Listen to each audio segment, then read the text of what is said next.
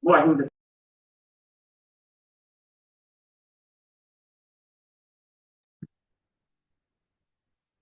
Meeting, planning and zoning commission to order. This is a large crowd here. Cell phones, hopefully they're all quieted. First item, the minutes from November 16th and October 19th. Okay. Second, all in favor? Aye.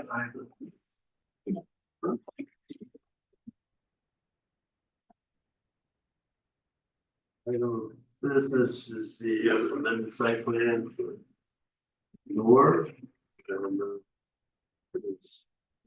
Sure. Who's going to present? It is me, I'm sorry, hold on just one moment, I'm Oh, okay, no problem. working on it. Well,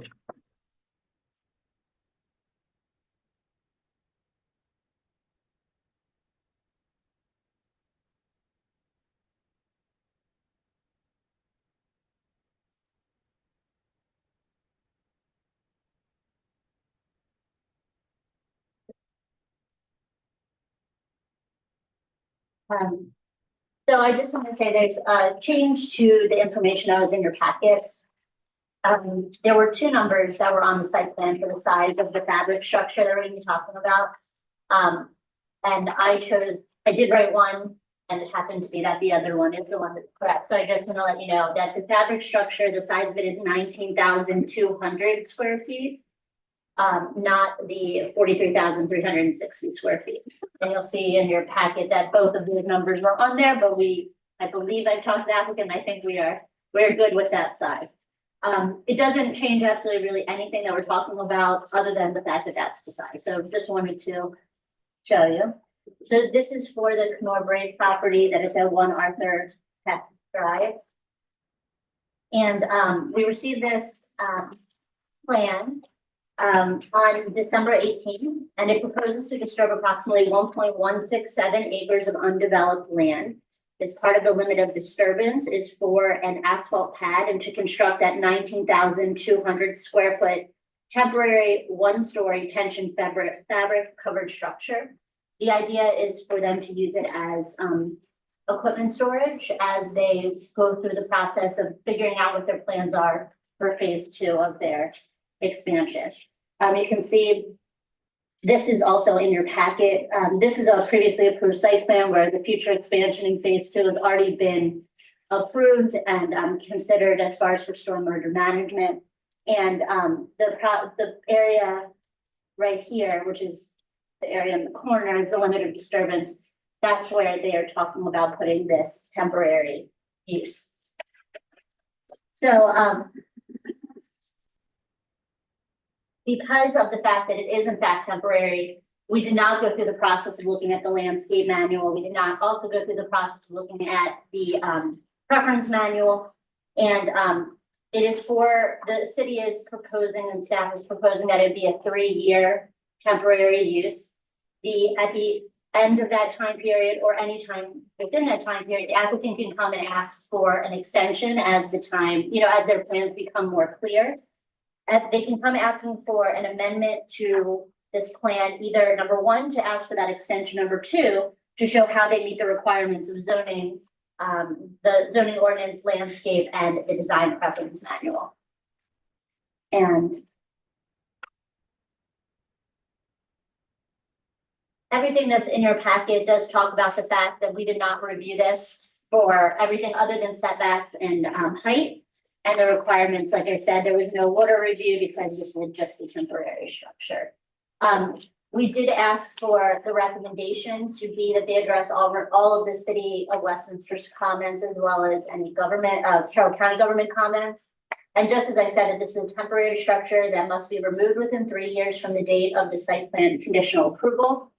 Prior to that 3-year expiration date, the applicant can come and talk to you and request either an extension or show how they're going to meet the requirements of the zoning ordinance, the landscape manual, and the design preference manual. did you say the location is where If they went to a phase two, that's where the stormwater area would be. No, Phase so, two, or I think. so when they took into account the future expansion area, they also took into account this, so it had already been. They already met the requirements for stormwater management from the Oh. county. So, the whole area that is not developed now was taken into account on the last site plan. The approval of this does not supersede anything. It doesn't change any of the approvals that they've already gotten for their phase two. This is strictly for the limit of disturbance area, which is the of approximately 1.1 acres. So just to clarify, when they proceed forward with phase two, though, they still will be coming back here because I would imagine while they address parking and stormwater management, there are other things like landscaping and such that really can't be addressed. We never saw the potential elevations of phase two or, so it'll still end up coming back here at some point in time. Yes. Okay. There are representatives here as well. To talk if there's, if you guys have any questions or they would like to talk. Whoever would like to. Yeah, I'm up for this Feel free. project, so. Good evening, Kelly Schaefer Miller, 73 East Main Street, Westminster, Maryland, 21157. I will remain seated just so that I'm not blocking anybody. I do have Jim Mathias with me from DDC who prepared the plans for Kenor, Jason, who's corporate counsel for Kenor, and Forrest, who is hands on deck at Kenor at this specific location. So we're here and happy to answer any specific questions that you have. I appreciate Andrea and Mark's staff report. I suspect that most of you know where Kenor is and what Kenor does, but they are an international, or at least a national manufacturer. And so right now they have outgrown the space that they are in, and this location has within the past 2 years been designated their North American headquarters. And so they've been lucky enough to outgrow the space that is currently constructed. And so right now what's happening is a lot of their components are sitting out in the elements outside, and that's not an acceptable way for them to continue their production.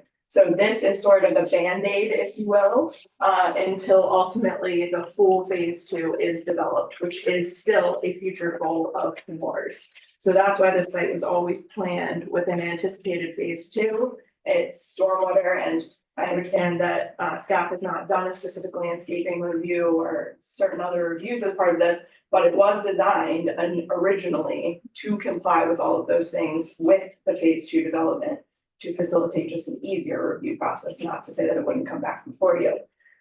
So that's the purpose for the structure that we are asking for today. And the location, as you saw, is kind of tucked back. It's not necessarily something you would see from either the front or on Route 97 of the site, because unless you've seen where they're storing the components today, you probably wouldn't see this structure that's going to be put up because of the location and just the orientation of the site. I understand that staff has partially reviewed this, I'll say, not partially reviewed, but because it is a temporary use, it has not been reviewed for the development design preference manual on the landscape plan. That being said, this did go through a full county review. It was exempt from a lot of things, as you'll note in the staff report, because it had already been anticipated that development would occur on that location. But because of the substantial county review and the investment Kenor is going to put in putting up this structure, while they then hopefully proceed forward with the full phase two permanent development, I would request that you consider extending that 3 years to a 6-year period before they would have to remove the structure. I sense a question. Yeah, I'm sorry. That's okay. So I would have a concern because it's a temporary approval. And, 3 years is a long temporary approval as it is. So it gives me a little bit of heartburn to consider longer than that. But I just want to clarify with staff, if they needed additional time, it doesn't mean they would have to go all the way back through this process. Is that correct? How would that work? If they came to you 2 years down the road and said, hey, we need another, instead of 3 years, we need an extra year onto that, to time it for phase two, how would that work? But right now, we have it coming back to the planning commission recommending it would not have to go through the county. This would not be a site plan submission or a resubmission with the county. It would be solely, I would view as a another request by the planning commission for an Just to extension. extend the temporary. Just for discussion to extend, not looking at the plan at all, just extending as is, whatever additional time that they feel or the planning commission feels is adequate. Okay, do you have any kind of sense of on the horizon as far as when you're looking to do phase two? Is that like a 5-year goal, a 10-year goal? It's probably closer to 5 than 10. We're a project-based business, so we're waiting for some very large projects to be in that to fully come up to bid. And a lot of our expansion plans hinge on some of those incredibly large projects that should be coming in within the next year or two. And then our whole goal is to win those projects, and at that point, once we do, that's when phase 2 will become the absolute necessity for us. And also I'll point out, keep in mind that phase 2, when it's submitted, will still have to go through the review process. So there will be a gap, if you will, from submittal until there's actual ever shovel and ground out there. So this structure, I think, it's the anticipation that this structure will continue during that period as well. Sure. Right, well, Probably during the construction of the phase 2 building, you're probably gonna. Exactly. Yes. The temporary structure will be crucial at that time. Yeah. I think just the concern is because it is a temporary structure. 3 years is a long period of time, and so when we start, I don't want to fall into a position as a planning and zoning or a governmental authority where I have somebody else come, well, I want to put up a temporary structure and it's going to be here for 5 years or 10 years. It's problematic. So, in this case, obviously, I think the Planning and Zoning Commission and the City of Westminster certainly you guys are great partners, want to work with you, but I think that's where the heartburn comes in of any additional time past the 3 years, at least, initially. I'm not saying that, it sounds like within 3 years, you all will have a better sense of what you're looking at. We're absolutely hopeful. Yes, so. I mean, that's my personal take. I don't know how the other members feel, but I feel like 3 years for temporary is good. I'm good with 3 years. Yeah. Did you have word?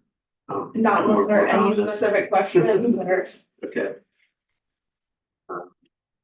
When do you think? No, Does have in here what happens if.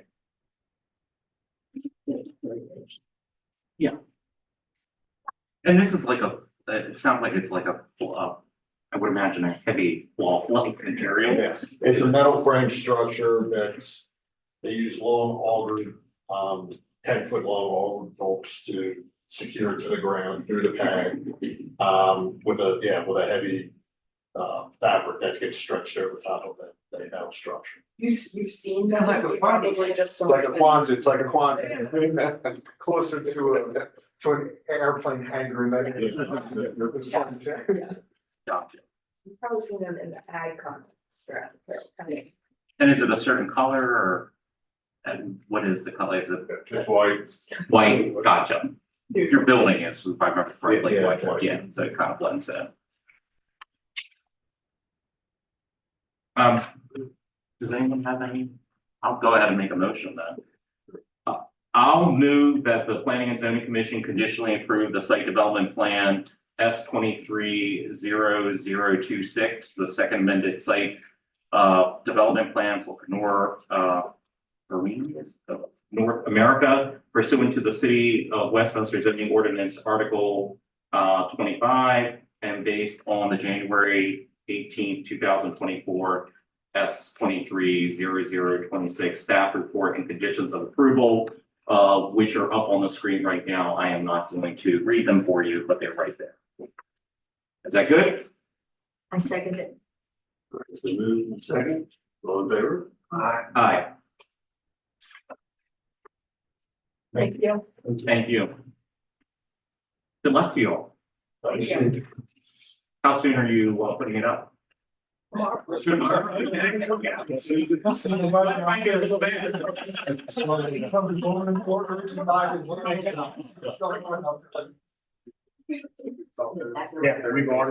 already addressed them. Sorry, I came late, but I didn't want to see those people. I don't know if you saw. Thanks. Thank you. from site plans, the ADA inspector, that wants to we address that, and you'll get. Go to weather tomorrow, you'll get. Perfect.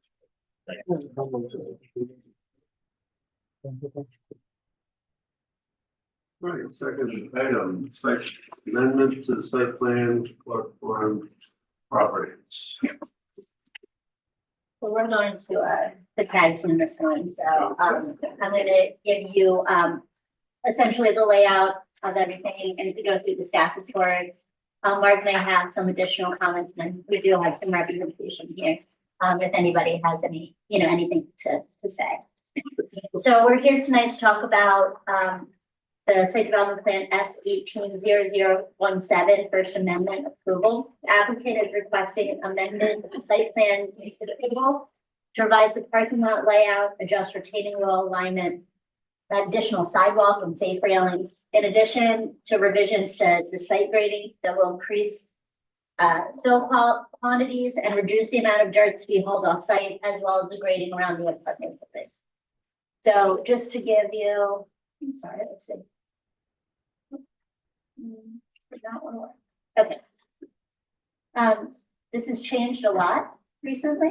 So I apologize, but this is the arrow that we have, but this is along Mulligan right here, and this is the Abbey Place development. And so the address is 110, 111, and 115 Sienna Drive. So just to remind you that the original site plan for this project was approved by the Planning Commission in September of 2021. The applicant has requested revisions in two separate ways. So we first in June of 2022 received a red line plan to revise the site grading to increase fill quantities and to reduce the amount of dirt that was being held off site. So first on here, and you'll see it also in your staff report, this is to both of the requests, all three of the requests kind of put into one. You'll see the red line and the green line as together. So first, this is the change to the red line. So we received on June of 2022, we received a red line plan to revise this. The total developed area was changed from 270,000 square feet approximately to 322,000 square feet approximately. The exact numbers are in your staff report, but it was about a difference of 52,000 square feet. Much of the dirt that was supposed to be moved off site was stockpiled at the top of the hill of the property, which has increased the height to 14 feet. In September of 2023, the city received a green line plan to revise the parking lot layout, adjusting retaining walls and an additional sidewalk and safety. I will, because we're going to talk about it. So I figured I'd stay on this slide for just one more second. Sorry. And so it is our understanding that these types of modifications that needed to happen was based off of the need to move air conditioning units. And by moving them to a different location and moving them back, there were different things kind of that came about with that.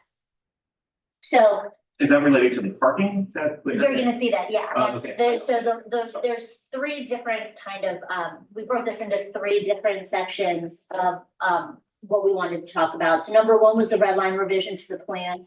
What you'll see here is that by moving the dirt from, this is what was originally proposed and this is what had changed. So when it was approved, the elevation height was 798. And that had increased to 712. So the elevation height increased by 14 feet. And also, as I said, the total developed area was also changed on the plan for a difference of 52,134 square feet. As far as when you say square feet, are we talking about dirt or the additional dirt? The additional dirt, correct? Is that, It's my understanding, yes. Okay. so that was the part of Levy the area, the disturbed area. So can I ask a question about why you have this on the screen? Sure, and we will do our best, otherwise we have representatives here. So that area on how it was shown on the original site plan looks like it was very flat on top of the hill, correct? Correct. It was going to be flat. Do we have any sense of how big of an area that was? Is that like a half an acre or what it was that? I do not know. Maybe the engineer might have a better understanding what that is. It's a rather large site and would encompass all the structures that are built. Yeah, I would imagine Jeff Ziegler with CLSI, I'm the civil engineer for the project. I would imagine, I don't know exactly how big of an area that is, but I would say probably 3/4 of an acre. That's what I was guessing. In that ballpark, so 3/4. Okay, I'm sorry. Thank you, Jeff. So, and so just to, for this portion, for the red line for the grading, the staff does not support this revision to the plan and recommends that the Planning and Zoning Commission require the developer to remove the dirt from the hill and return the grade to the originally approved elevation. We have some other red line revisions to grading, and that happened around multiple buildings. You can see that we believe that this happened based off of requirements for stormwater management design and the spot elevation around the buildings for B and building C. So you can tell just like some small things here, but this was the main change. Staff does not have any issue with this. It does not doesn't have any major impacts result on the development. So that one we were okay with. And then the green line revisions to the parking lot layout, retaining wall, alignment, and sidewalk. You will see that this is what I was talking about that could have been impacted based on the need to move the air conditioning units. These here, I believe, are the air conditioning units that needed to be moved onto this side of the wall. Therefore, the wall had to be bumped out, then the sidewalk had to be bumped out, and the same with the parking situation. They said furthermore, to maintain a 5-foot sidewalk, the parking then became instead of two-way, it became just one-way, and also became slanted as well. And so all of these things are things that the city and the developer had worked together to do. And that way also, we did not have any objections to this. It was something that we worked on together. So, Mark, is there any more that you? No, just, and I think it's mentioned in the report, if not, so throughout the process, grading is completed or reviewed by Carroll County offices. It's not by City of Westminster. So when they submit a grading permit change, a grading change to the grading permit, it's sent to the city as well as the county. It's my understanding, several conversations with the developer through confirmation that the county was okay with the changes. However, the city did not approve the changes, but the county did give them indication that they were fine with the revisions, hence why this has occurred. It wasn't that they just did it on their own. They felt they did have some level of approval. But again, city never approved that plan, and there was that disconnect between county and city approval. It also happened with the retaining wall. County was fine with removing the retaining wall and losing the sidewalk. City was not. That's why we worked together with the applicant, because we found that out a little bit sooner. So that's where we are now. The only, like I said, as Andrew mentioned, the only thing that issue was is the stockpiling on the top of the hill. I don't think if there's an issue with removing at a certain level, if there's a way that they could level that out, and maybe return to a larger surface above as was there, if that's an option versus removing all, but again, the stockpile element staff was not comfortable with. It looks like it goes up the hill, reading the grading line pretty significantly. It looks like it's 40 feet up in the air to the top, from the bottom to the top, unless I'm reading this wrong. 2-foot contours, correct? Yes. Yes.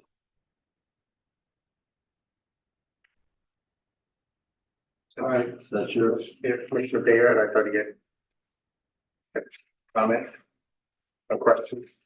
Just all hand raised. I just was sure yet. No question. Yeah, I was just trying to understand not saying I'm for or against it, articulate why you're against the change. So I can understand. I'm not sure I'm grasping why. I think That doesn't mean I'm for or against, I'm just trying to understand. but for me, I think it's just through experience of working with development projects that The intent is, if the intent is to cut and fill and remove some of the fill, to maintain at least the majority of the grade of the site, especially in this case, more flat grade. That's what you want. I don't like the potential of future elements or developments seeing stockpiling as a method, a good method of development. It's just, it's more of a just past experience and with development. And I agree that also the flat area, that was somewhat of a nice flat usable space. The top of the hill, this site doesn't have much usable space. It's all hill, as you noticed. There is a path system again up the hill.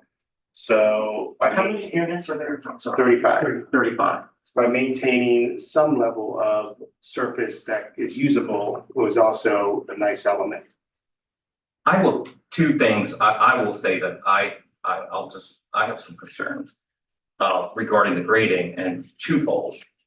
Number one, if I remember correctly, I was not on planning and zoning when this originally came, but I remember hearing about this plan being controversial. And the site plan that was approved was the site plan that was approved, what the neighborhood was expecting to see. Now, admittedly, we're just talking about grading. But the other thing is, you do have 35 units here, and that was the only level area on that whole site that anyone would be able to go out and walk their dogs on or do anything. I mean, it's a 40-foot straight up, great for sledding, but I have heartburn over the grading. That's me personally. All right, well, we've heard the staff. Yeah. Does someone I'll go. to speak? Good evening. I'm Dave Bowersox, 24 North Court Street. I'm here on behalf of Perkins, the applicant here. I'd like to address Mr. Huff's question first. A 40-foot hill. Maybe before we start, I gather that the only issue here is the Number dirt, one. fill dirt. And- The other two items everyone is in agreement about. We're only talking about. Right, exactly. A 40-foot hill didn't just appear because there was a decision to do something different with the grading. The elevation change is only 14 feet, from 698 to 712. It's the top of the hill, not the entire hill, not even half the hill. It's the top, being generous, third, maybe quarter of that elevation.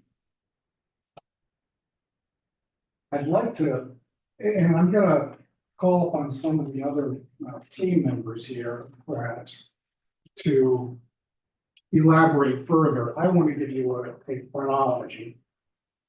Some of these have been talked about in the staff report.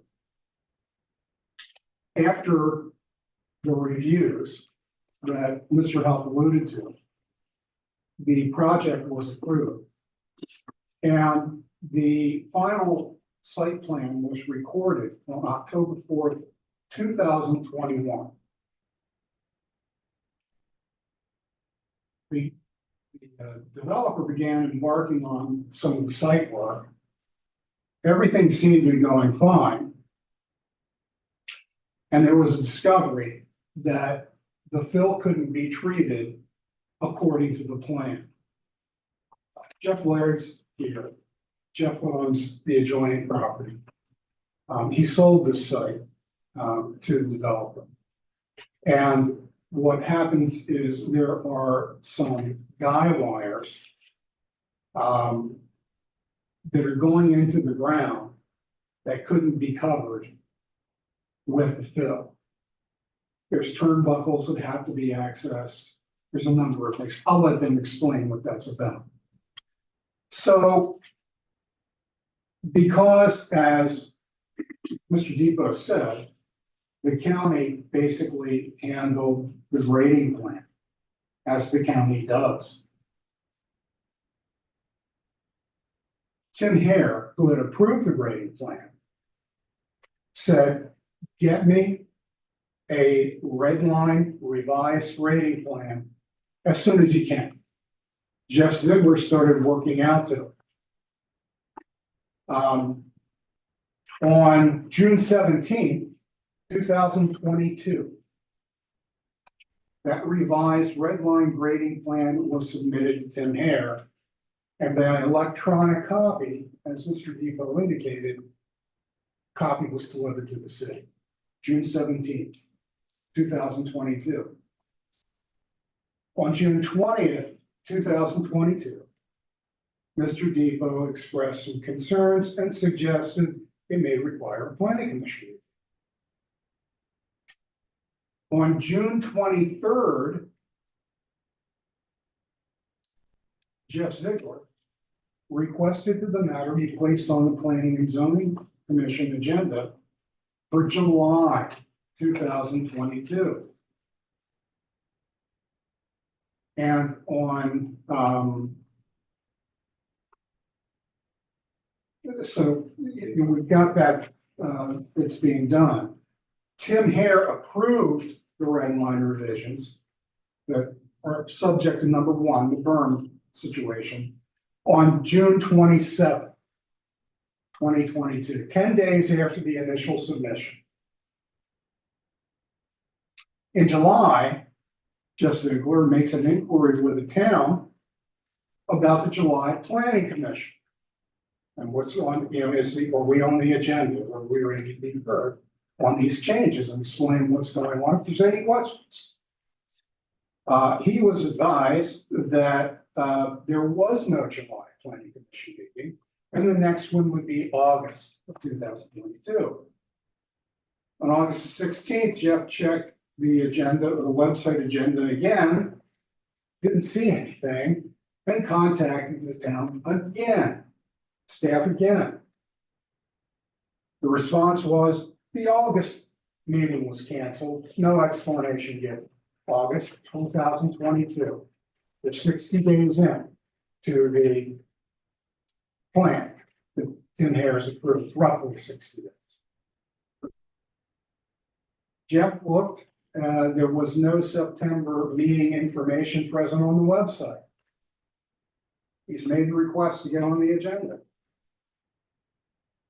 The October agenda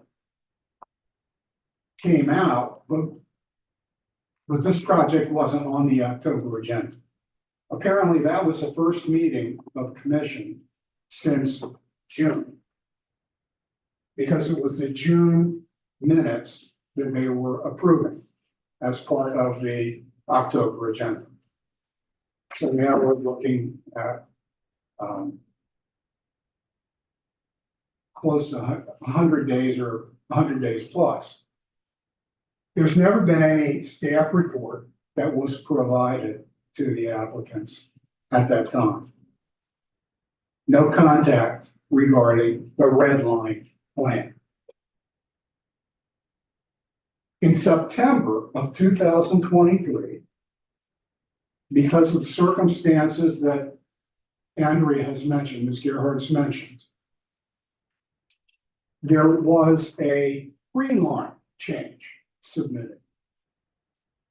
And they dealt with the parking issues you saw with the relocation of the air conditioning units, some other things. That doesn't appear to be an issue. Mr. Depot did contact the applicant's representatives about the green line changes. He said they seem to look okay. They may need an administrative adjustment. And towards the end of September, Mr. Depot did communicate with us, saying there's no administrative adjustment. Which is really not before you something. There's still not much about the red line, which was now 15 months after the submission of the plans. So since that time, the applicant has been trying to move forward with the marketing of their units. They've had inquiries, they have obligations to prospective tenants. Some of these tenants were unable to give vacating dates because they couldn't get. I think the dirt's already been moved.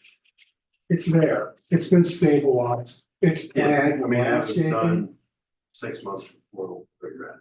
Right, went in there, said, go. So, long and short of this came to a head because some of these units had been let, basically. There was a need to obtain use and occupancy permits to get these tenants in.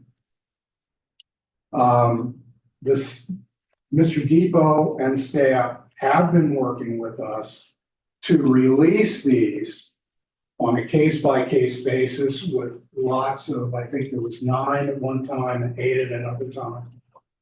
So we can get these people into these rental units. But the problem is we've had some issues with regard to some financing and some other things having to do with our lending package. We can't convert from a higher interest construction loan to a lower interest permanent loan until all this is resolved.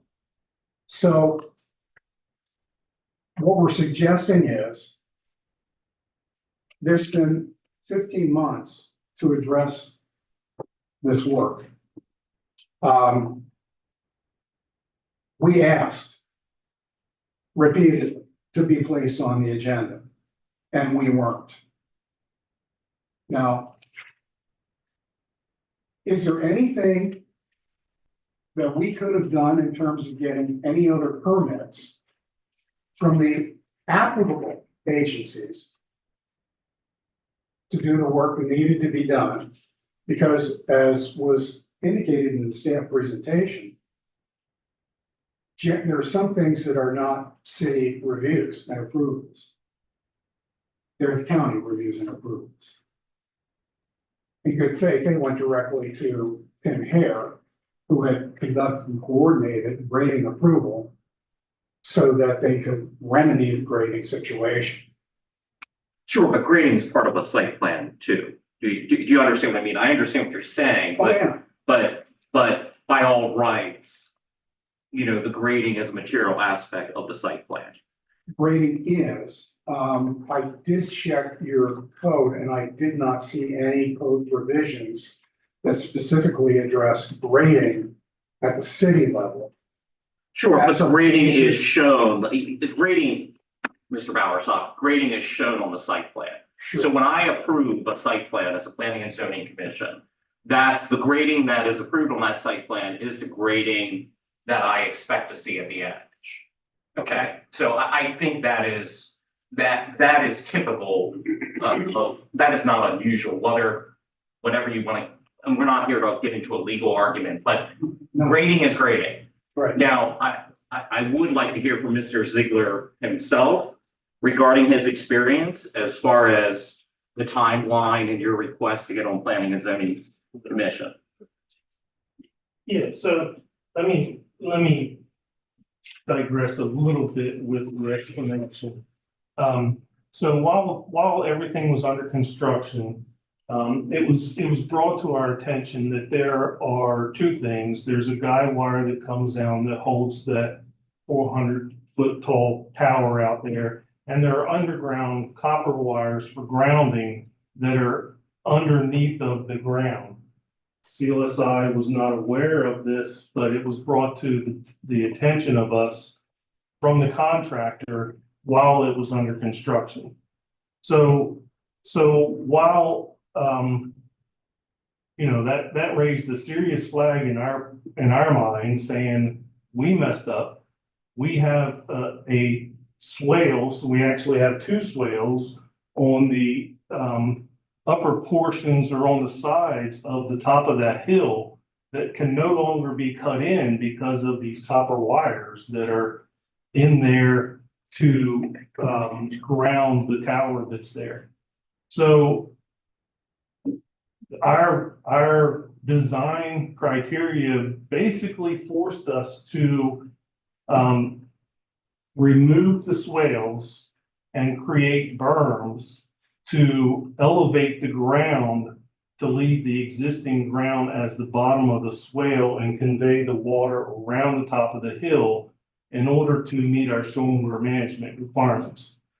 So with the plan, the original grading plan, just to interrupt to make sure I'm following here, the original plan that you had, you could not achieve because of the way the wires were coming in and you could not get the swales in. So irregardless of the fact whether I do not like the giant hill, you would not have been able to grade it as the original plan showed because of those wires. correct. Is that correct? Okay, Correct. go on. Yeah.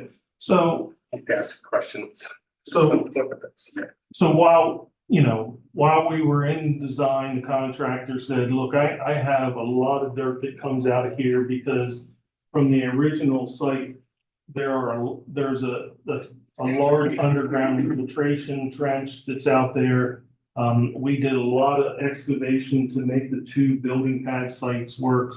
So the options were to haul off thousands of truckloads of dirt through the neighborhood, or have a stockpile area, basically extending the berm that we were designing to convey the water around the top of the hill. So that's kind of where we wound up with a 14-foot tall hillside. It was twofold: one, to eliminate the berms, and to keep the soil on the site. So you truck no soil off-site, is that correct? They still had to truck soil off-site. I don't think it was How much did you truck off-site? usable material. Geez, I don't know unless you guys know how much they did. 80 to 100, maybe, I'd have to talk to my site team to. Yeah, we did haul some of it off, but we didn't. Yeah, I do know some was hauled off, but not to the extent that they needed to. Most more questions, go ahead, finish with you. Yeah, so that was the reasoning that we got to where we were. We still honored the walking trail that was up about halfway up through the hill and back down through the site. That's still there. Even in the original design, that walkway did not extend to the top of the hill. It kind of went through sort of a midpoint of that hill. We still met all the grading requirements with a 3-to-1 slope not exceeding a certain height before we benched it where the walkway was built, and then further sloped it up to the top of the hill. So we did meet all of the sediment control and grading ordinance requirements to do so, in addition to, making sure stormwater was dealt with and conveyed where it needed to go based on the original design. So all the stormwater facilities that ended up in were designed to meet this new grading, is that correct? Yes. Okay. Yeah, because at that point, Dan, it was earth that, we just needed to make sure that the drainage areas of this grass area was conveyed to certain facilities, and we still had met all those conditions. I think I'm confused, and I understand you had a problem with the site, with the cables and all that. Was the job Alan's job to start with? No. So there's gonna be dirt hauled away anyway, Correct. before the job started? Correct. Or were you going to lose it over on the tower property? No, the original design of it showed a haul off site. Of how much? Oh, geez, I don't know, I would say 20,000 yards or so. Okay. And in this knob here, it's about 11,000 yards or so, would you say? That higher point with that extra 14 feet going up there? 10,000? Yards, yeah. Yeah, probably. Yeah, I'm Maybe just- get my calculator. Yeah, okay. But by making the change, you were gonna haul 20,000 off. By making the change, you hauled about 100 loads off, so it's 1,000 yards off. So, but by making the change, you have to haul any. If you take this knob down, you'd have to haul another 11,000 yards. You'd split the difference. You'd haul 10,000 away instead of the 20. You'd still would have made out better with the change by not having to walk by, right? If it was a waste job, and now it became pretty much a balanced job, everything stayed on site. If you would take this knob down and make a flat area, there might be 10,000, 11,000 yards you have to haul away. Which would still be half as much as you had to haul away when the way the job was designed. Yeah, and Am I hearing, is that the way I'm? yeah, just understand, and I think you're saying this, it's just that I'm kind of reading some of that. We cannot grade it down to the original grades that were proposed, but. Yeah, I see what you're saying, and I don't know what that, so I don't know where that medium point is. To what you have here, if you can create a flat area. Or, maybe not as big as what you had before, because you create a flat area for a recreational type of area, instead of getting rid of that last 10,000 yards, just, piling it up. I was even thinking you have more space on the property, the tower property, you know what I mean? You seem to have encroached in that somewhat anyway. And I guess they were agreeable to that. I didn't know there was any more that could have been put there instead of put here, just to create that flat area. I'm just curious, but it almost seems as if the problem with the cables helped you in a way, because it gave you a place to put some dirt, you didn't throw away. But you had to do the work of upgrading it. Yeah, it relieved us of having to cut some additional areas, which would have resulted in some additional. So it kind of resolved some of that, yes. But then in my mind, then if you just, instead of then putting it all there, you just hauled half of it away, you probably would have got a nice little flat area on top like it was designed. The drawing would have been all good. Yeah. But I don't, when did you have all that dirt moved? Was it July of 22, August of 22? Yeah, July. It was June of 22 is when the site was, or the problem was discovered. So then we did our grading plan, submitted the grading plan or the red line plan into county approval. When was that approved by the county again? Which one? It was this date. The grading plan, the revised grading plan, July. June 27, 2022. June 27th. That's the date that I have. 27, does that sound right to you? It was June, or it was submitted in June, it was approved in July. It was approved in July. Yeah, by the county agencies, which includes stormwater, sediment control, grading, And when was the work done? probably shortly thereafter. So August. August?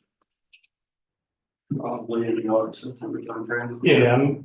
Yeah, I don't know how long it took them to And get through there there. was still some material at the top of the hill, the ES controls stayed in place. But the rough. Just kind of thinking our meeting might have been occurring back in September after the talk. It was,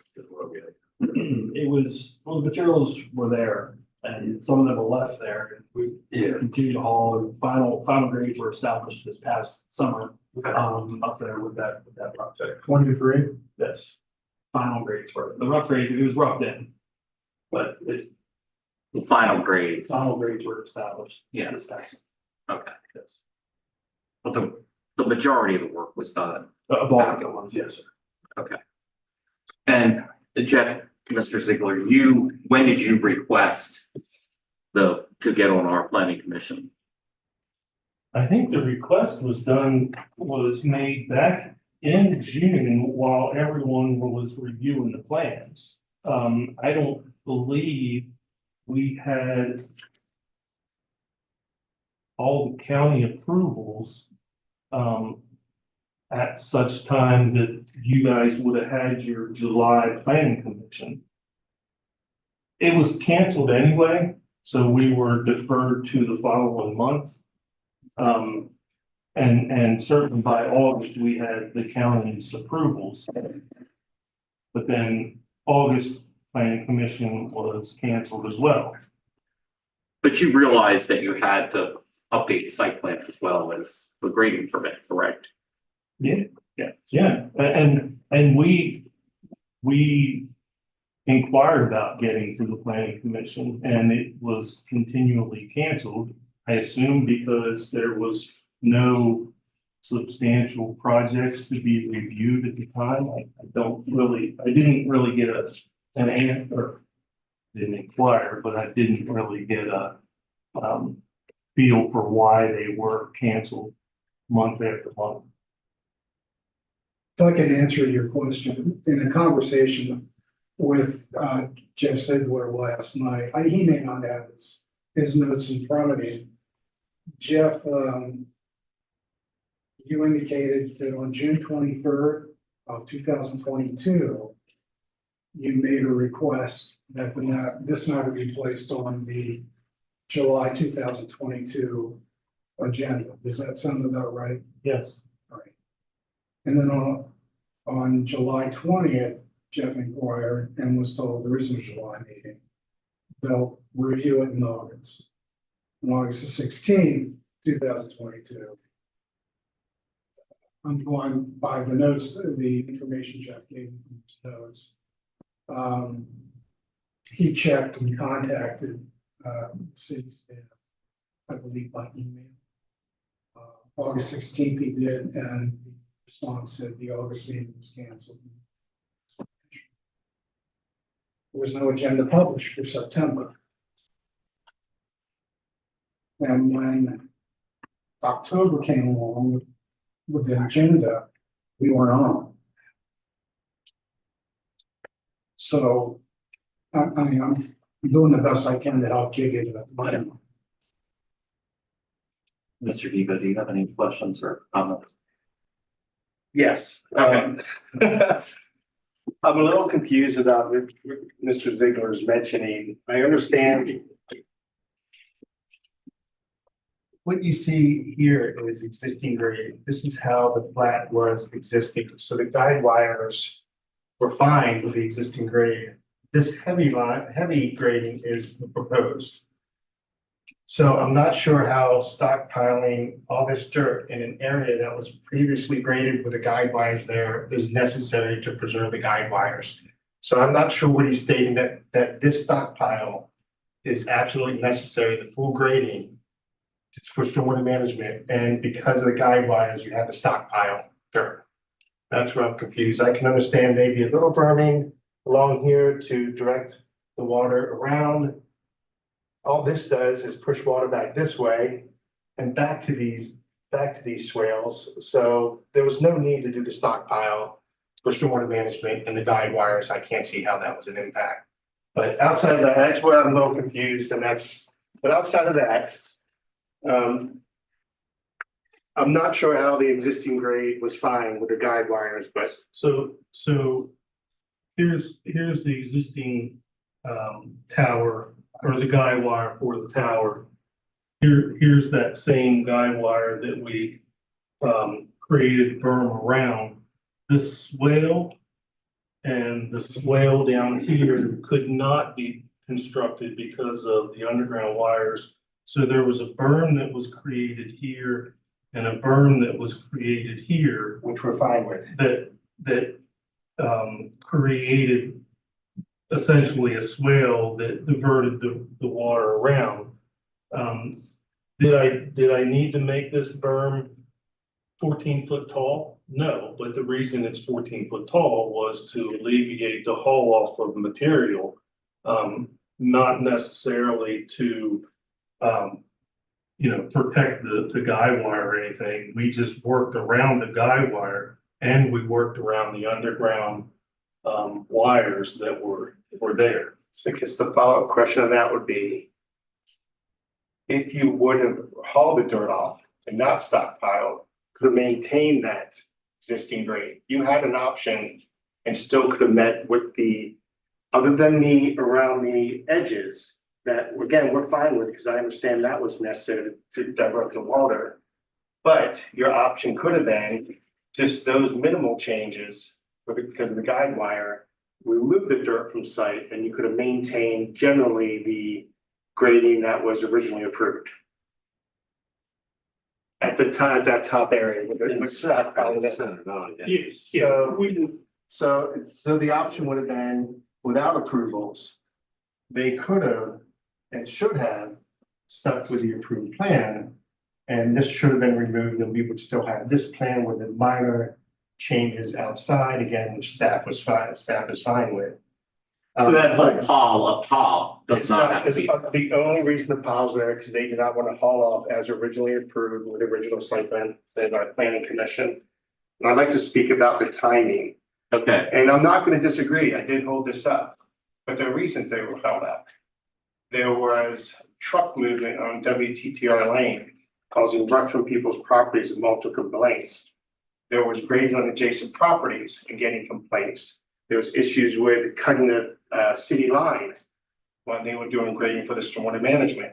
So there were several, and I would not process anything with the planning commission if there's violations or issues happening on site. And I contacted the property owner, I mentioned these elements and the fact that this was a highly contentious site plan, and mentioned that I do not believe it's a good idea, nor would I want to take this to planning commission until these things are resolved, because we're getting several complaints from the applicant, from the property. So that is what happened. And again, if there are elements happening, I would not take an application to planning commission. but you expressed back during that time frame that you had concerns about the grading plan, is that correct? Just the very first time they submitted, I said, no, I would not approve this. I'm not in favor of stockpiling dirt. When you were originally contacted Yes. about this plan right here? And every issue that we had, the applicant was worked with us and resolved them, but again, those were happening. And they are right, there may have been a month or two that staff pushed this back, where we didn't have meetings.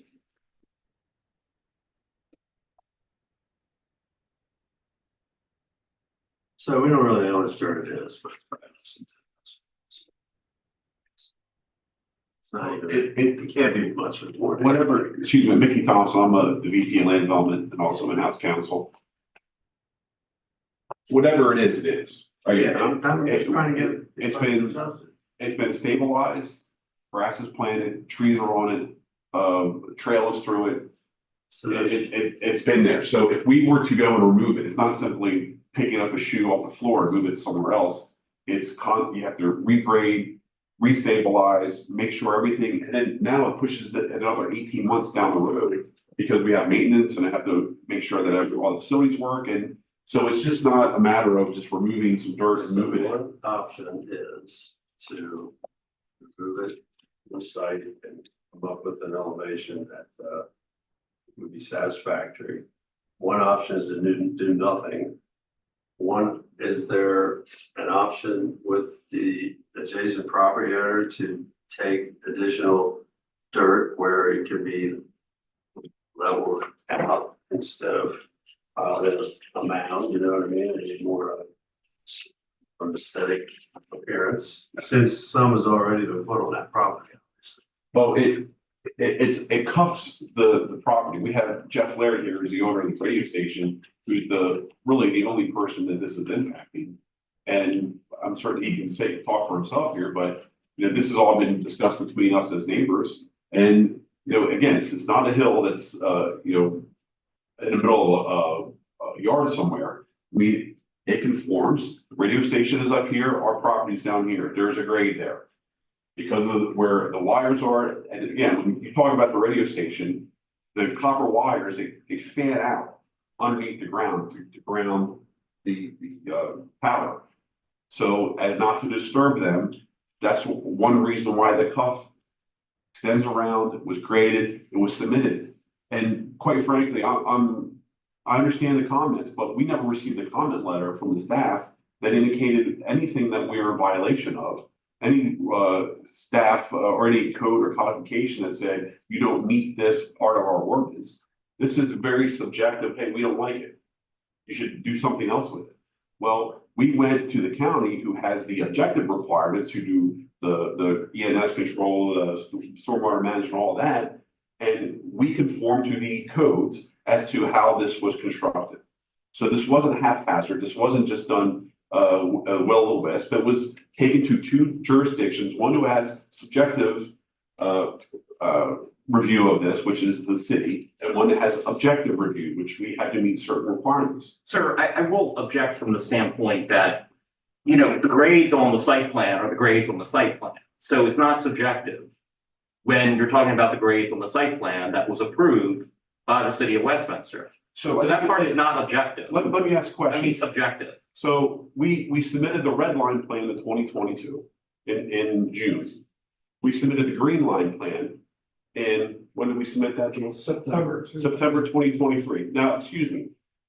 In the green line plan, there are objective requirements in terms of the cartway, in terms of sidewalk, in terms of all those things which had to be met, right? Mr. Depot and the city staff said, we don't have any problems with those, you can go ahead. So my problem is, why in one circumstance where we have objective requirements, which we're asking, and the city graciously granted us a waiver from those. And the other case, we have subjective requirements, which there is no code for us to follow other than there's a site plan. I don't. The site plan has grading on it. Your final grading is supposed to match that site plan. I understand things change. Yeah. What I do not understand is why we are all the way here until this gets here. And you've pointed out that, but my point too, having run jobs as well, Mr. Bowersox, is I would be like, I need to get on planning commission for the city of Westminster. I have a site plan. I need to make sure I get on that agenda. So I understand, and I don't have copies of the emails, I don't know all the back and forth here, but the reality is that as the manager of the project, I should be making sure I have my approvals, the necessary approvals. And having the county signed off on the grading, the county's the county, the city is the city. Yeah, so let me ask you, sir. Do I need to sue the city of Westminster to get a copy? I would suggest you talk to your counsel. I suggest you talk to your counsel before you continue on, sir. There's one. Excuse me, this is a public forum, I'm asking a question. If we submit a plan to the city of Westminster that does not get reviewed, no comment letter comes, am I supposed to come to the planning commission without there being a submit an comment? updated site plan? We did, yes. That's what the red line was, sir. Yeah. It was submitted in June 2022. Under your code, you have 120 days to make a response to a submission, which was not done. Right, so here we go, in good faith, working with the city, trying to accommodate some of the issues that many developers have in terms of when they're doing development work. And we had no correspondence with the city related to this issue. Right, so what would you have us do? Mr. Alpha, I will say one thing. I was reluctant to raise it in earlier, but the cat's out of the bag. The staff report indicates that staff reports prepared pursuant to Article 25 of the city code that deals with site plans. And the first paragraph of section 164 to 11 in Article 25. Is the planning director and commission shall approve subject to conditions or disapprove the site plan, notify the applicant in writing, not later than 120 days after receipt of the plan. Now, there is a rough equivalent that I know you're familiar with in the state code with regard to subdivisions. And that is after a certain period of time, if no action is taken by the planning commission on the final plat, it's deemed approved. There is no deemed approved language granted in 164-211. But this is mandatory language.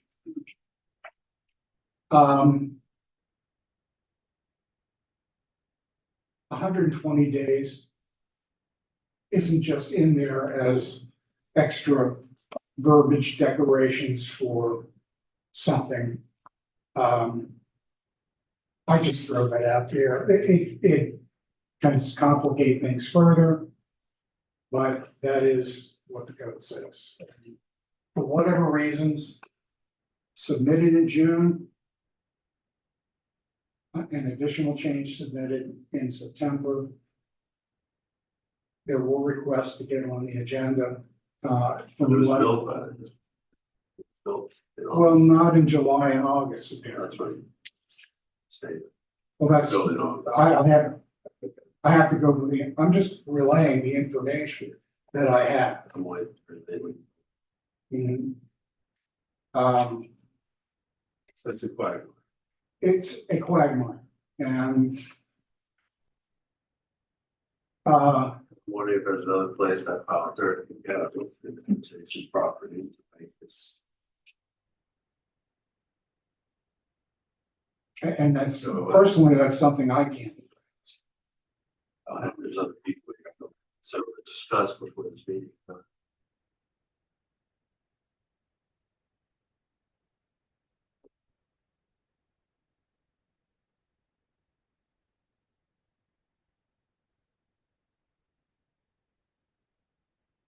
Mr. Chair, I would like to go and get some legal counsel, if that's possible. So can I make a motion that we convene to get legal advice? Yes. Okay. We need a second, I guess. Second. Okay, all those in favor? Oh, well, you say that, not me. Okay. Okay, I'm good. Okay, So we move to the outside. well, I don't. Or We can certainly vacate the room if you would like to have the. I don't have a key to.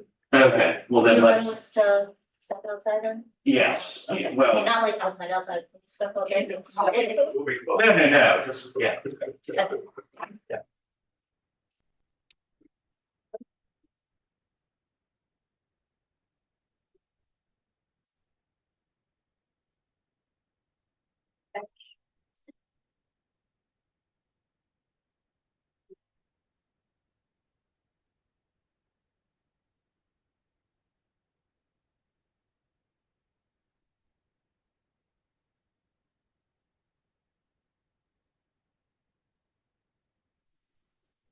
Definitely.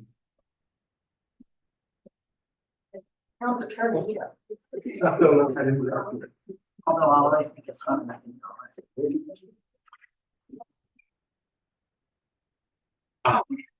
So Is it 120 days thing, This. Emerald. Oh, yeah. Hold on. Mark, you need to turn off the camera and the video. that's me. Oh, yeah.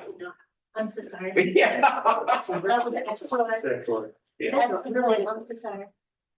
Okay, so I'm gonna stop, oh, yeah, I'll stop sharing and.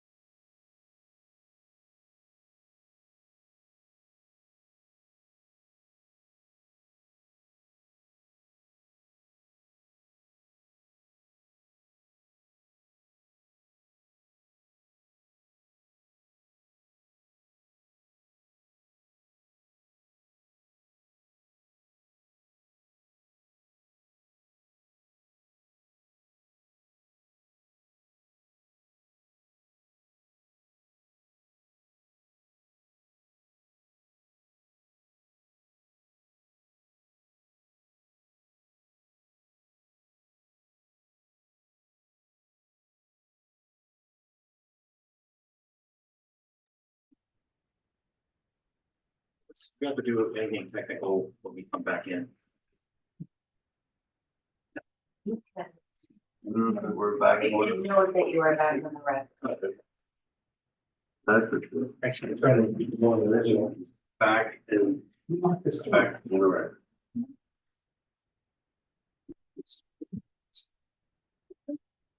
Back online? Yes, All right, having discussed things Well, I have, with the attorney, we probably have some more questions and you probably have some comments, so. yes, I have Let's a, go through. I have a question that I want to get clear. Can you put the plan back up? sure.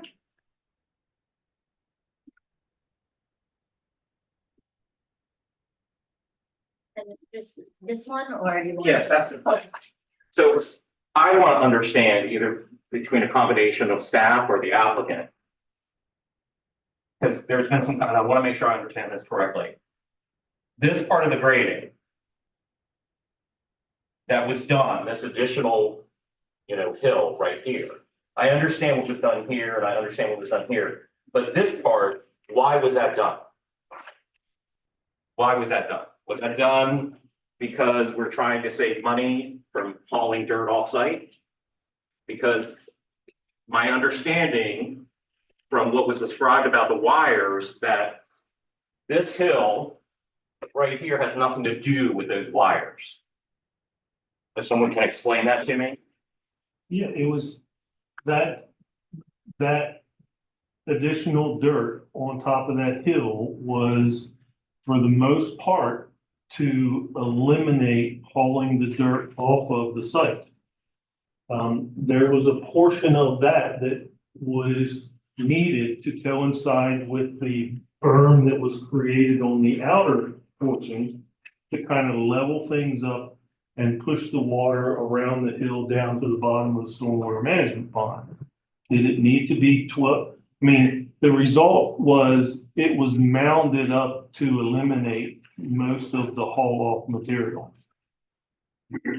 That's, okay, that's what I'm understanding. Yes, That, because some of the dirt, you were originally planning on taking out how much, 20,000 yards, is that correct? it's Something like that. Yeah, 17, 20, something like that. And it sounded like you ended up taking out 1,000 yards instead. Yes.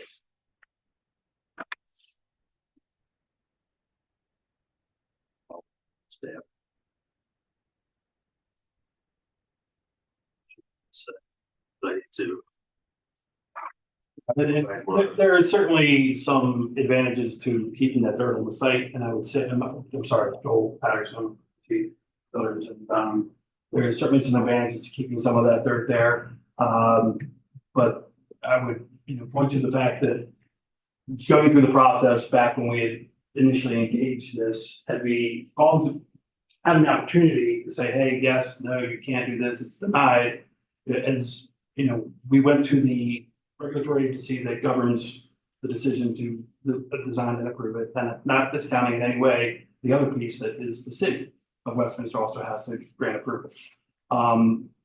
Mark had commented that there was complaints from neighbors. I was not aware of that, not to say that maybe someone else had communicated that with other individuals at Burkentine. I was not made aware of any of those complaints. We have had exchange of communication with complaints in regards to other neighbors closer to the main entryway where Sienna is. Sienna Lane comes in off of Mulligan. And I think we've worked together to identify those and also address those and kind of come to a resolution that we've satisfied the requirements for what we need to do. And I'm not aware of any additional complaints that have come from that individual.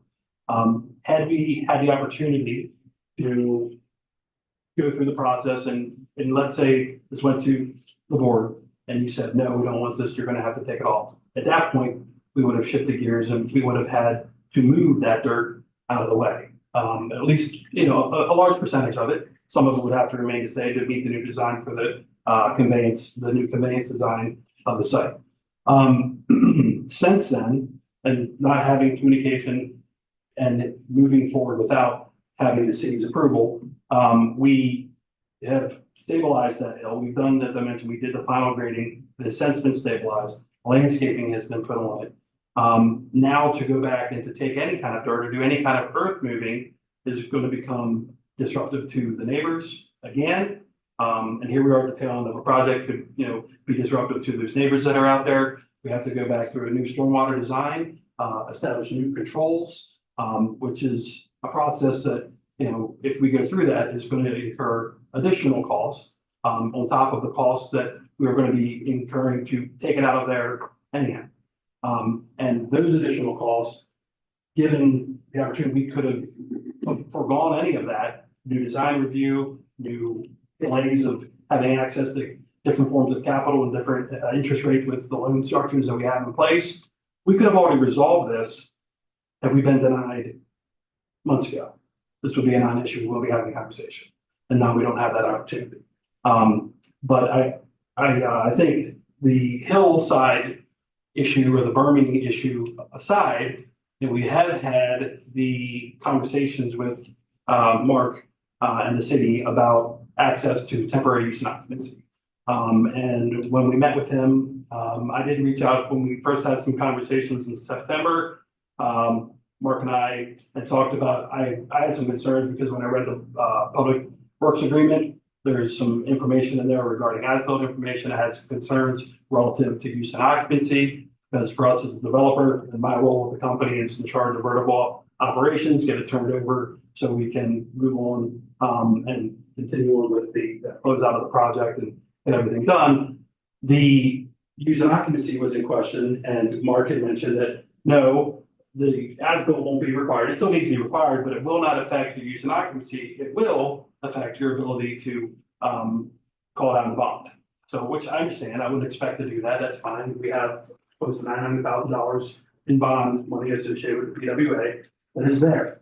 When we got to the point of having the final inspection, because part of our conversations were to, at the time when we were talking in September, I wanted to get a good understanding of what does it look like with the city to get use and occupancy. I've dealt with Carroll County before, but this is a kind of a nuanced project where I'm dealing with both entities at the city, at the county, and help me understand this. So we did have some conversations. He did mention about, well, they moved some dirt out there, and I acknowledge that, yeah, we've hauled some of that off, but some of it did stay. There wasn't a, hey, you have to go back to the planning commission at the time, and again, very graciously, they worked with us. They helped us get a solution to where we needed to be to get to the point of the green line approvals. They worked with us with that. If there was a concern that needed to go back before you, I would think at that time would have been another opportunity for us to go before you. And at that point, we were well beyond we were so far along, but we could have at least then readdressed it. And we got to the point at the end when they came out to do the final inspection that they identified a few issues that were still remaining on the site, and Andrea had a list, and we worked with them to say, okay, we have all of these items, we've corrected these items, and we still do have some outstanding items that need to be addressed. We met, that was the week before Thanksgiving, and we had individuals moving in, scheduled to move in the following week. So when they did the final inspection, we addressed the concerns and comments of the site inspection for the final. We addressed them. Then at that point, we were told, well, we won't release any temporary use and occupancy. And we had 9 individuals within a week of moving in that we were either going to displace, put in a hotel, do any of those things, because we were told then, after months of putting this submission in the previous year, having months of opportunity, and Mark, you can probably agree, I've probably been in your office more times than you care to see me, even though we both love Deanburg Cafe. We've had opportunity to have those discussions. When we got to the 25th hour, we had to get together, have a meeting, myself, Mickey, Jeff, we met together with the city to talk about what can we do to find resolution to move past to get to where we have the temporary use and occupancy. And we went through, we submitted a formal declaration that we're going to forego any request to take down our bond, and we would let us go through this due process to go through this, what we're doing right now, so we could get use and occupancy. Well, since then, it's been on a piecemeal basis, and they've been working with us to do that, but it's been piecemeal. And then it turned into a situation where after one came in, I was told, oh, we're not going to do this anymore until after the meeting on the 18th. So we had been working together very well, I felt. And even though our preference was to get them all, because at the time, and only until recently, we were not allowed to close out or get any final bank draws because we didn't have a complete building set of all our use and occupancy. Oh, sorry, you can't have your money. So that was being withheld because we couldn't get a full, and again, these are temporary use and occupancy. We've already said, hey, we're not gonna ask for the $900,000 back, any part of it. We just, can we work together and get these out? And we did for a little while, then it stopped. And the communication piece has been challenging along the way, to say the least. But I just feel that to your point, sir, with yes, there were some cost savings. It was duplicitous in, function and feasibility for us to help. It did help us with leaving some dirt there.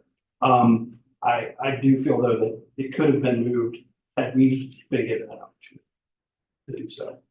So I guess another question that I have in follow-up to whoever wants to take this is, it sounds like Mr. Ziegler knew that you needed Westminster's approval because you said something about, you contacted about getting a planning commission.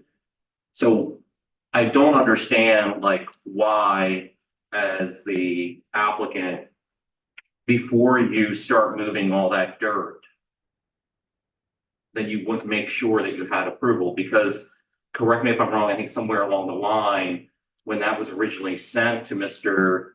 Depot, he expressed that he had concerns regarding the grading. Is that correct? That's correct, and I think it was 3 days after that, there was a request to be placed on the commission agenda for July. On June 23rd. This year or last year? 2022. June 20th, 2022, from our discussion and a review of notes, I was advised that on June 20th, 2022, there was communication from staff. This may have to go back to the commission. I have some concerns. It's all in its nascency. Everybody's just taking a look at it at the staff level. I have to believe it was only submitted the 17th. On the 23rd, 3 days later of June 2022, Mr. Ziegler is on the phone requesting to be placed on the Planning Commission agenda for July of 2022. Now, I understand your point. But Why? So the counterpoint to that. Yes, so, but I guess what I'm questioning is, if, having dealt with projects before, why would you as the applicant move forward if there was a question over approval? Because there is nothing specific in your city code that addresses grading, sediment control, or similar issues that, as a matter of practice, as Mr. Depot mentioned in his presentation, So, those are county reviewed. so wait a minute, but if the grading is shown on the site plan, Mr. Depot communicated that he had concerns regarding the grading. So the applicant, you weren't their attorney at the time anyway, the applicant's taking it upon themselves to decide what requires city approval or what does not? I don't understand. No, they submitted a revised plan. Which Mr. Depot said he had a concern about. He had a concern about. Now, what I was trying to say in my answer is on June 23rd, July 20th, August 16th, there were inquiries by Mr. Ziegler about getting on the planning commission agenda. 3 months, you never know, I guess, but it seems a pretty fair stretch for a planning commission not to meet. There was no September meeting, apparently. There's no agenda for it, as I understand. The next meeting is in October. Again, I was reluctant to bring this up.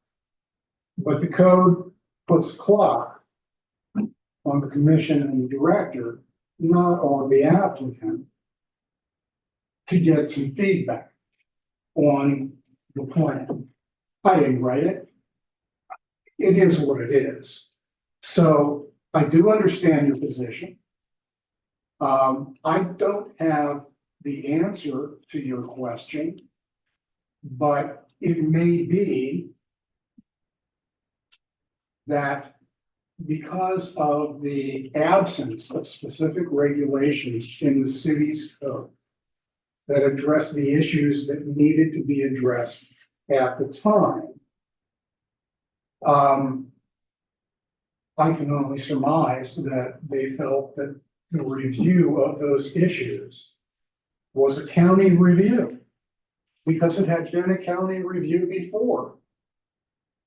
Tim Hare approved the grading, he approved all of that. There wasn't an independent city review.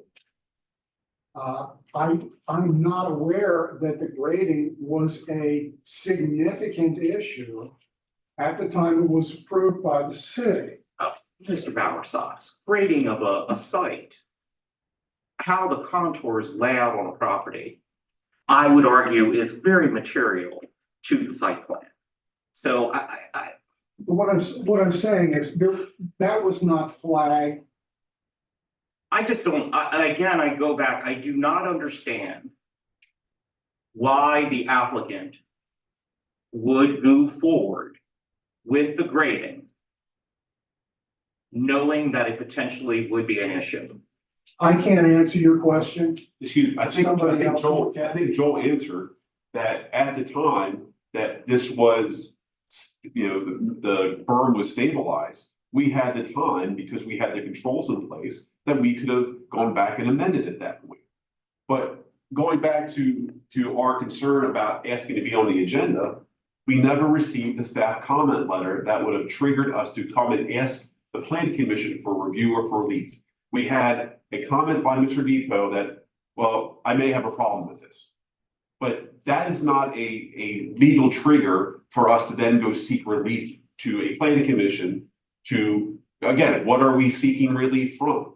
What specifically do you have an issue with the grading? Do we not meet a city code in terms of the slope, the ratio, any of that stuff? There was never a letter or any type of correspondence to us for us to then come and ask for review by the planning commission. But wait a minute, you just earlier said that Mr. Depot said he had a problem. Mr. Ziegler was aware and asked to be put on the Planning and Zoning Commission, right? So you're aware of the fact that the city has to make the determination, but you proceed forward without. But that's on. But like, so I proceed forward. That's our risk. Regardless. As a builder, that's our risk, right? And such time as we were to come to the planning commission and to have a due process fair and right hearing or a meeting with the planning commission would be the time where those things could be addressed. And as Joel said, we had controls in place. It wasn't formally stabilized. We hadn't seen it. We hadn't put the landscaping, the trees and all that stuff on there. It was very early in the process. We had time at that point to go back and amend and haul off or do whatever we needed to do. Push forward 18 months, we have tenants living in the building now. We have cars parked. We have driveways. We have paving. We have sidewalks. We have all those things. Again, I ask you, what would you do with the experience there? You can't stop a project altogether waiting for a comment letter that may or may never come. Mr. Depot, because no one showed me any emails here or anything like that. I have some. Is Mr. Ziegler asked to be put on the planning commission Yes, for approval, he was just asked to be placed on the agenda. placed on the agenda related to changes. Not the green portion, but just the red line version. The red line, and that was done back in, June of 2022. So it's around that timeline, yes. okay. And then is there a reason why we did not put, or why they were not put on planning commission? Yes, so again, so they did submit, I provided my concerns of the grading, I asked for additional information, Mr. Ziegler, which he provided, we talked on the phone about it as well, about the purpose of the grading. He did request, but with other issues happening on site through complaints and other activities that are happening, again, if there's a concern or a violation occurred on the property, I'm certainly not gonna process a site plan. And this site plan was never really accepted or processed in the first place. It was just a grading plan that was provided to the city. An official zoning, official site plan application was never provided, but that's neither here nor there. But yes, they were never placed on the agenda. And then when the green line came forward, due to another change in grading, we then packaged everything together and brought it to planning commission. But the green line, that was much later, that was this year. Yeah, that Or was past 2023. September 2023. September, yeah. Okay. And then that, which we did work with, and that was, triggered also because we got a building permit. we had. I mean, so we got a building permit for the wall. And then the green line came after, and so that way we worked together to get the wall done. But that was initially. That was what an effort to caused- help out the applicant because this was a case where the county was fine with it. However, the retaining wall was extending into the site plan sidewalk. And I'm concerned with that again, if the county was approving a change to a site plan, that's a city site plan, and that's where we would work with them to get the 5-foot sidewalk back and kind of change the drive aisle so they can move things. And I also want to point out that technically speaking, and we have worked together to get issue use and occupancy, but there's still other elements to site plan that aren't complete. And technically, for the ordinance, that if the site plan is not in compliance with the approved site plan, we should not accept or issue any zoning certificates or use and occupancy. And there's other things like lights not being installed, some dumpster elements that weren't completed when we did our review. And we have been working with the applicant. He has been over time completing these things. But again, effort to help because they did sign leases prior to compliance with the site plan that we helped them out to allow certain view to be released. But it's temporary use and occupancy. And then we did state that we would not release anything beyond what was originally requested. That was about 9 to 12. But we have released a few others after that. But so again, You would release them until what? We released them as temporary use. Each apartment has its own building permit. That's what's a little unusual about this. You have the full shell permit for the building, and each apartment has its own building permit. So. But you said you wouldn't release them, you'd release them eventually when something happened. I think eventually, once planning commission, I think we've approved probably more than half of the permits, and the thought was once we get before the planning commission gets directions, we'll work with them to release the rest of them. Again, it's temporary use and occupancy. Mr. Ziegler said he asked multiple times if you don't put on planning commission. Do you remember that or not? He asked and I responded that there was no agenda for July. So when the request was made, the meeting was already canceled. And then when the request came for the next month, the meeting was we didn't have anything on the agenda. Why would there not be anything on the agenda if we requested to be on the agenda? There's no official applications that we have before us to place on the agenda. But you could have brought, I mean, this could be brought, the grading change could have been brought to the planning commission as a special, could be brought as a special report or something like that. Potentially, yes. Yeah. I mean, it was. Because they're in the middle of construction. Even at that time, I wasn't sure how to process the plan. That's why the statement wasn't made to go to planning commission.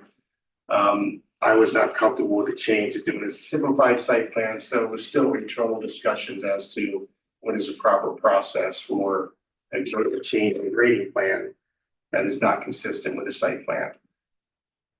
And grading is the content of a site plan. I know Mr. Balasag says it isn't, but the ordinance is quite clear that it lists. Characterizing. I'm sorry, but content of a site plan, grading, stormwater management is a required content for review and approval by the planning commission as part of the site plan. Does anyone, who else has any questions? We could talk about. My only comment, I don't necessarily have a solution, I don't like the hump there, but I see all these extenuating. So does anyone else have anything to say? Yeah, I would, to Mr. Depot's comment about having concern, he did, and I have an email here that show you that May.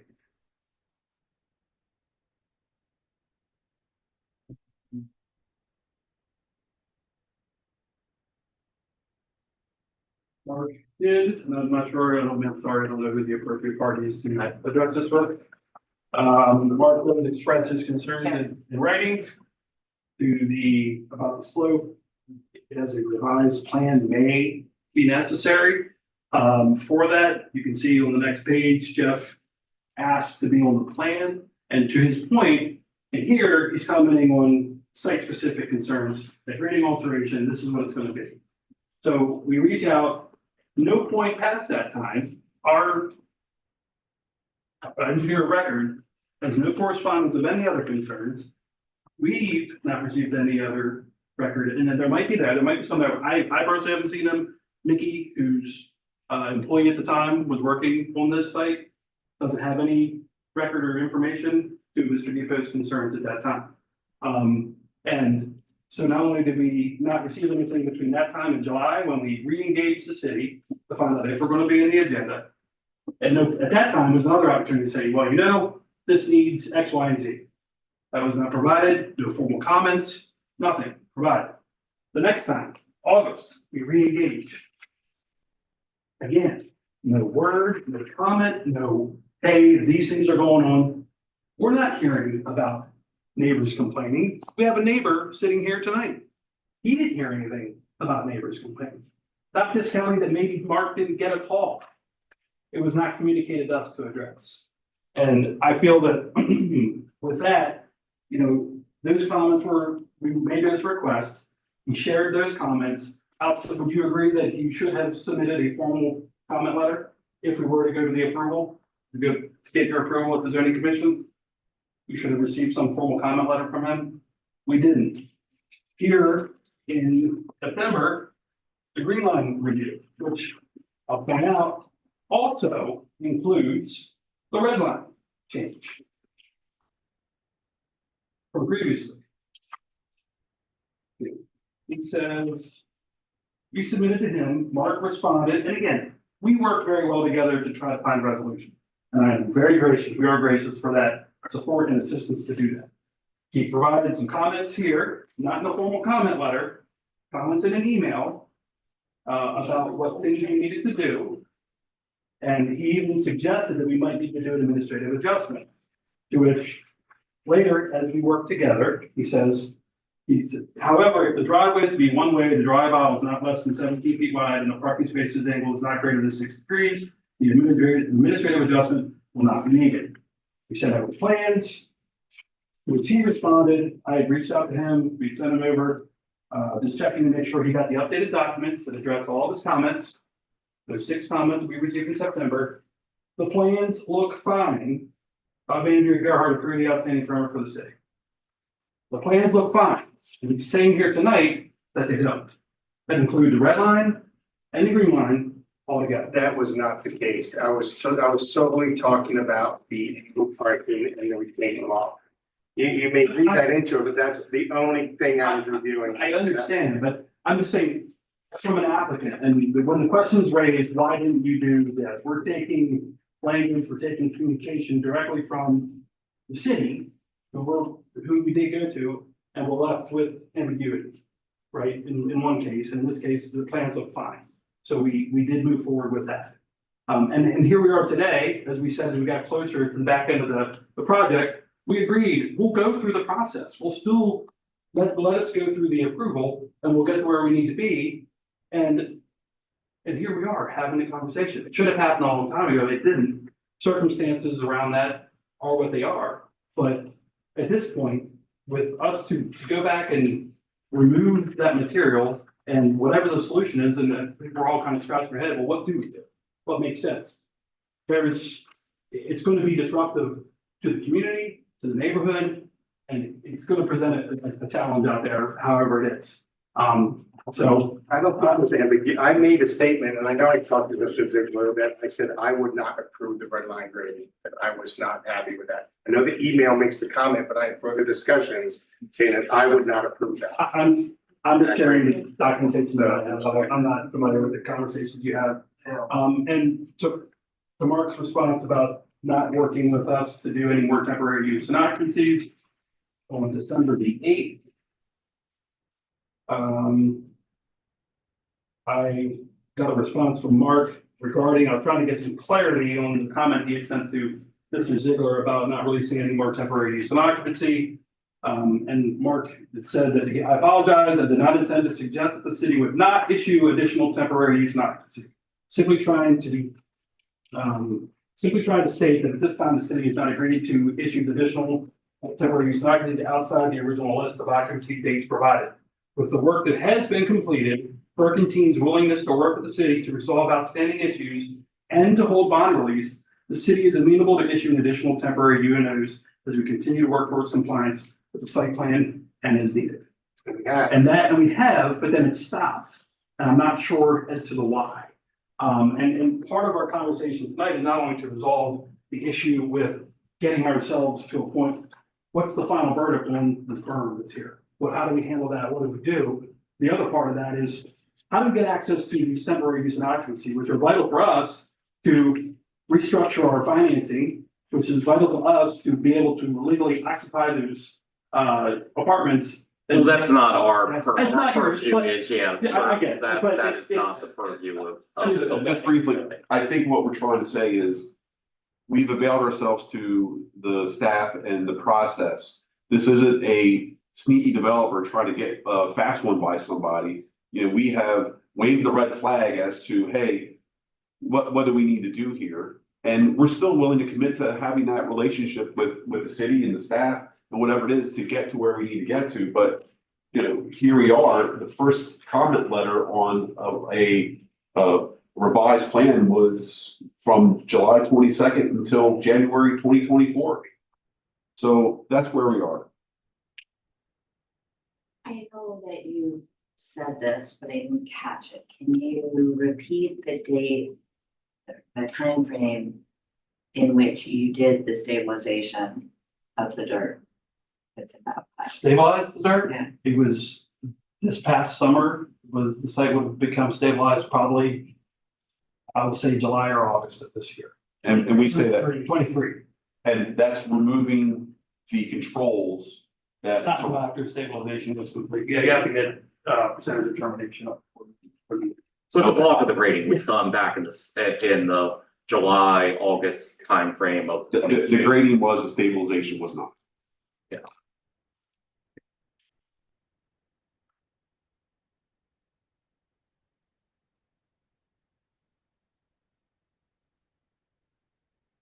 Anyone else have any other questions?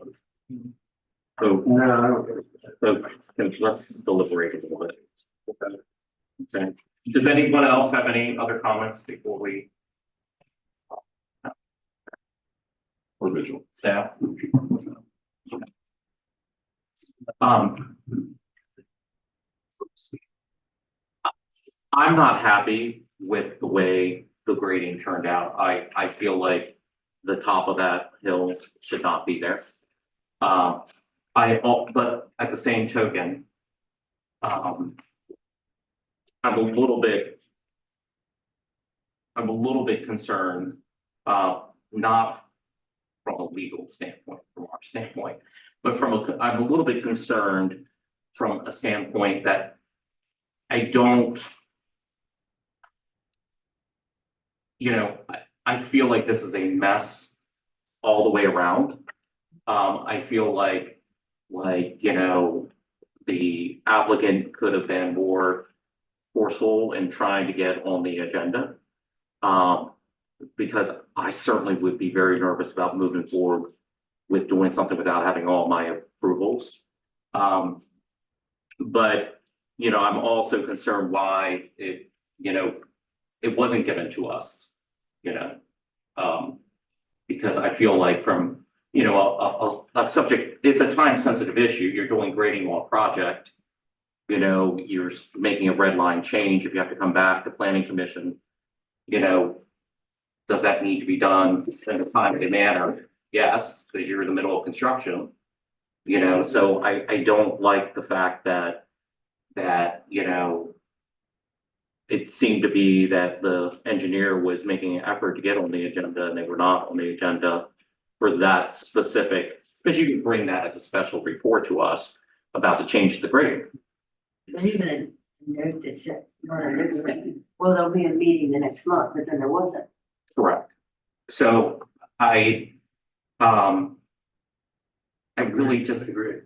I don't like any of That's this. why It's just a little bit. let's find a compromise that make it easier on both sides. Yeah, well, I don't think, I think the staff's position, I understand the staff's position from the standpoint that they don't like the grading. I don't like the grading. But I also understand their position from the standpoint of, okay, I already have this all in and stabilized with, you know, grass starting to grow. Now when I rode by, I saw snow, I didn't see grass, but I assume there's grass there at this point. And then I'm gonna go back out there and kind of scoop off the hill. And, you know, obviously you're gonna create ruts all over the place, you're gonna be going through the site, doing all that, it's not gonna be a clean situation.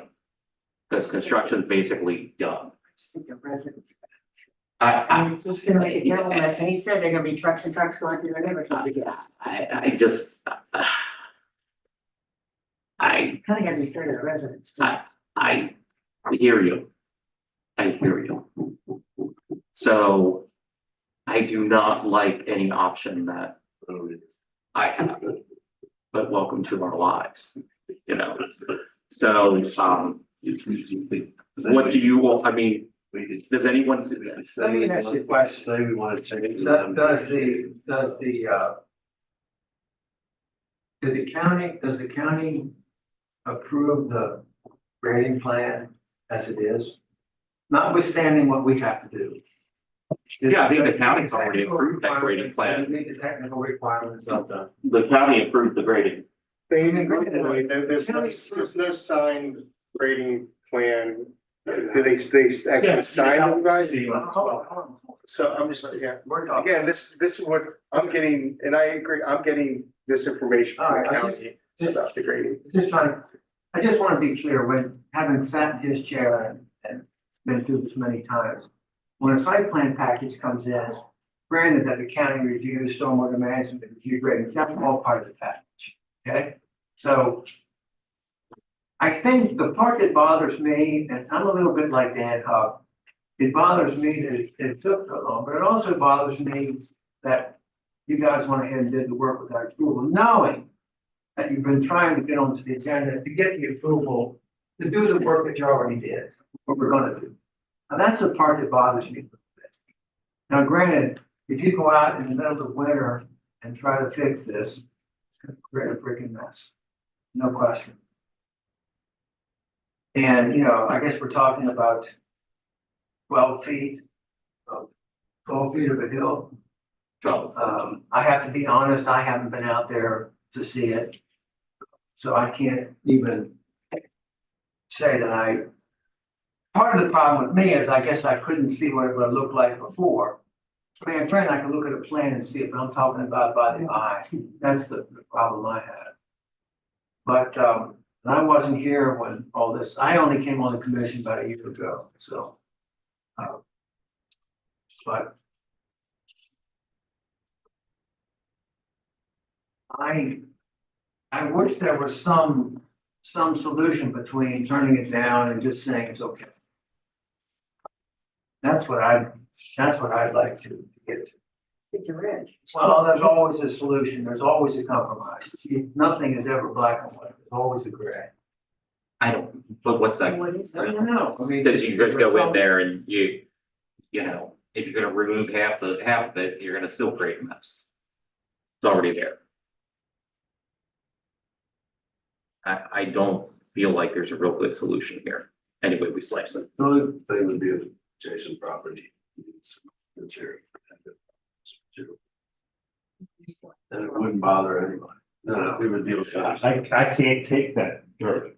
I'm the only adjacent property You that can can't accept take it. any dirt or? I have That's an all okay. I have an LP tank that's buried, I have septic system, I have satellite dishes, I've got sheds. I've got, underneath that tower that everybody was alluding to, it's not really for the support of the tower.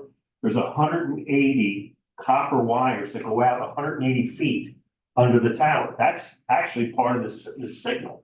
The ground signal of of an AM station, that's the most important part, is the ground.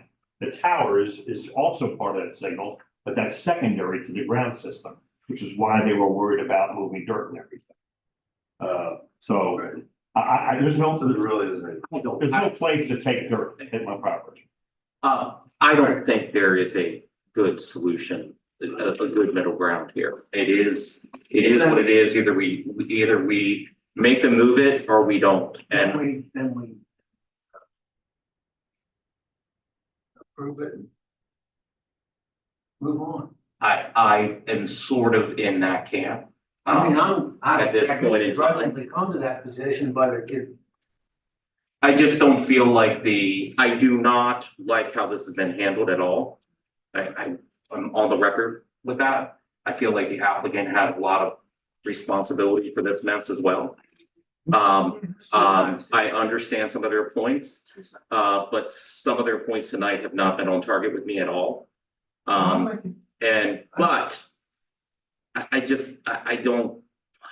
All right, what's the appropriate motion then? Because I don't know that. Well, it looks to me like there's each item has its own motion. So revision one, from what I can tell, from staff lack of practice that we're on, it looks to me like revision one is the dirt, the grading and the hill. Is that correct? Yes. So what's revision two? That's Okay.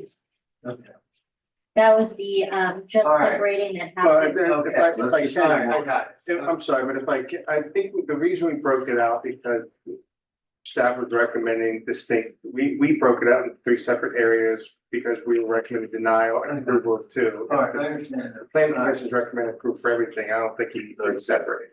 All right. All right, I have a motion. I move that the planning commission deny revision one of the amended site plan. S 180017 is outlined, Wait, are you denying the revision? denying, You mean approve? Denying revisions meaning you're making them take the fill back off.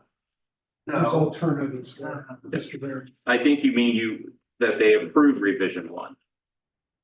Revision one would be the red line. Would be the- Revision 1 is red line. No, I think he was saying that he was denying our recommendation of, That was my intent. yeah, because we put it out there that the That's right, yeah. recommendation was to. So I think that you're doing number 2. That sounds confusing. Right, you Maybe could we just should make a just motion to approve the revision to the site plan. Okay. I make a motion to approve the revision to the site plan, that's. All three. All three. All right, so moved in second. All in favor? Aye, very grudgingly. All right. The years didn't help that thing age very well, did it? Yes. We appreciate it. Thank you so much. Thank you very much.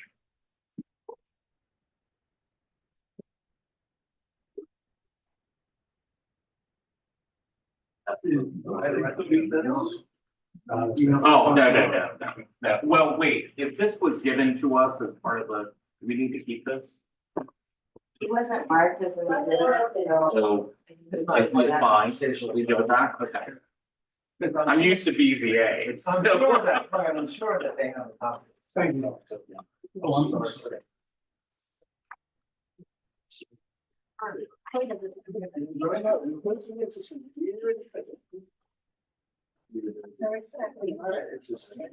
It's in the training, it's done that way. So we have nobody here from the I side. just, No, this is, they did ask if they had to come. Here, I thought we were making some fun way for all of this. Part of there's only one person. It's, Grace was like, can you send me to another town instead? but just to help out the applicant, there is a regulation, the rules or procedures by the Planning and Zoning Commission that site plans, text, all certain items the applicant is required to be here. There's two elements that aren't required, sign permit is one of the ones where the applicant isn't required. Once he heard that, I think he was very happy, he had to travel quite a distance to get here, so. Yeah.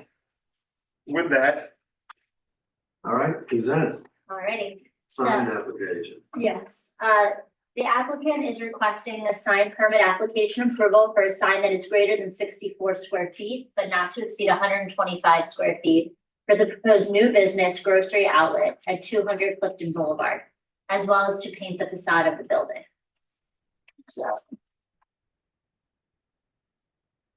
So this is the location of it. So here's Panera, Ulta, the shops here. You just saw last month, so a couple months ago, saw this right here. On November 7th, the city received a sign application for this sign. The total square footage for the whole sign, or for the whole building that they're proposing is 101.541 square feet.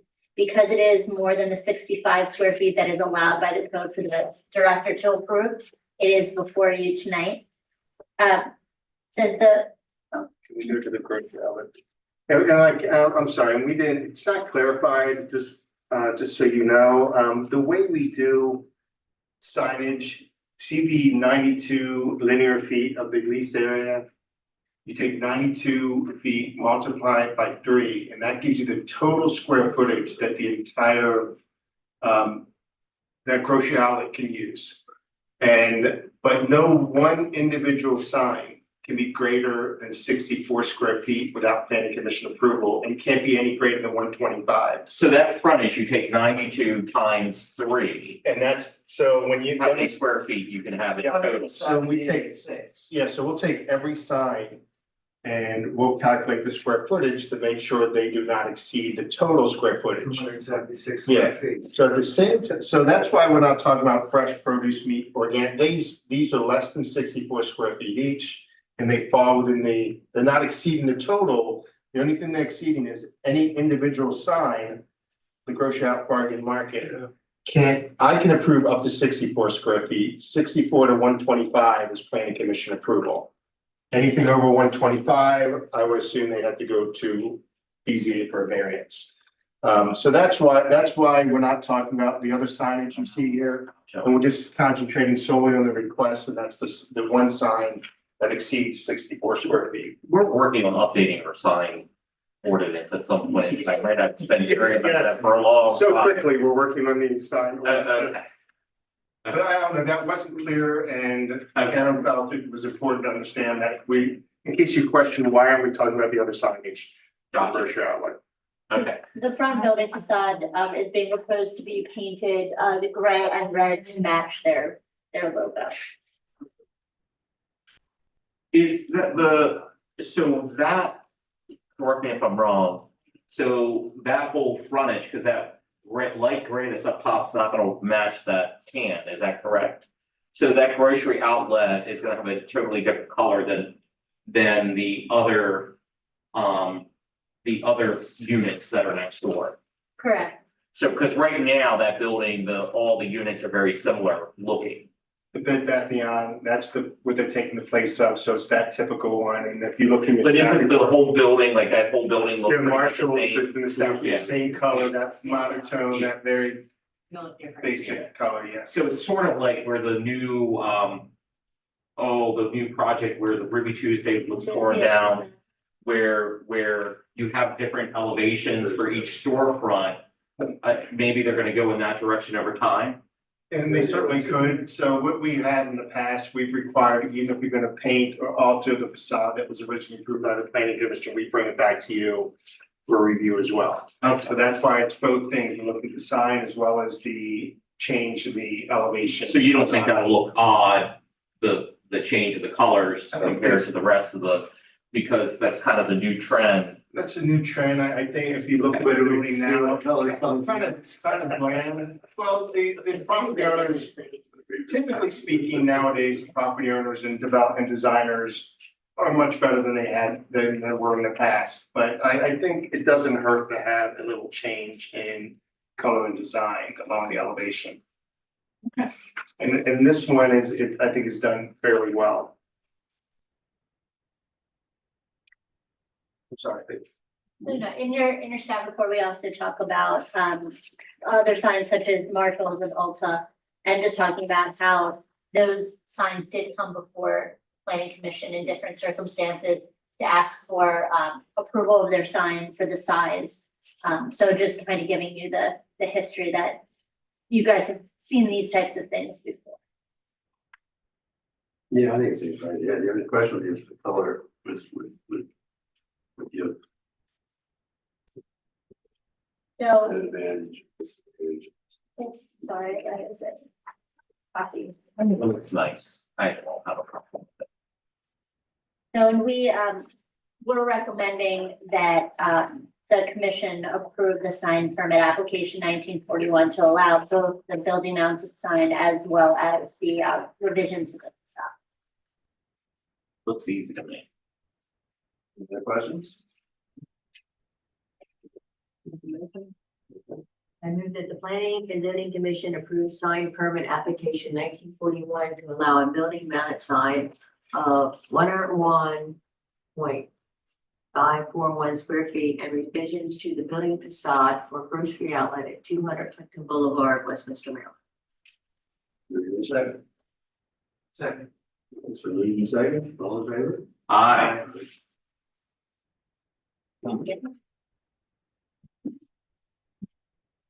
No old business? Oh wait, your liaison report for old business. Well, no, he's got waiting. Just wanted to visit us I tonight. thought he was in the. Poor guy been sitting here through all this and we're just gonna run right by. Yeah, I'll make, I've got a couple quick things. I've got the eight, last one, kind of stuff. Obviously, I've been talking back and forth with Andrea and with Mark, our 2024 spring amendment is now, that cycle is now open. So I know you've been talking about potential things going down the pike, but it's a little bit of formal, letting of that application process. The housing study. January 22nd is the initial meeting with our housing study consultant. Finalize the project expectations, the scope of the work, timeline, and data needs. And specifically discuss the county's goals for the housing study along with preliminary planning related to public engagement for the project. That'll be something that will also wrap into our comprehensive plan update, which will be doing. What is the goal of the housing study? What are you guys trying to do? Let's see if I can, I'll just read the background information. So first, the initial phase is the prep for Carroll County's upcoming master plan, and they're going for more than a year. And encompass the TMD, which is the Transportation Master Plan, and the Economic Development and Land Use Study.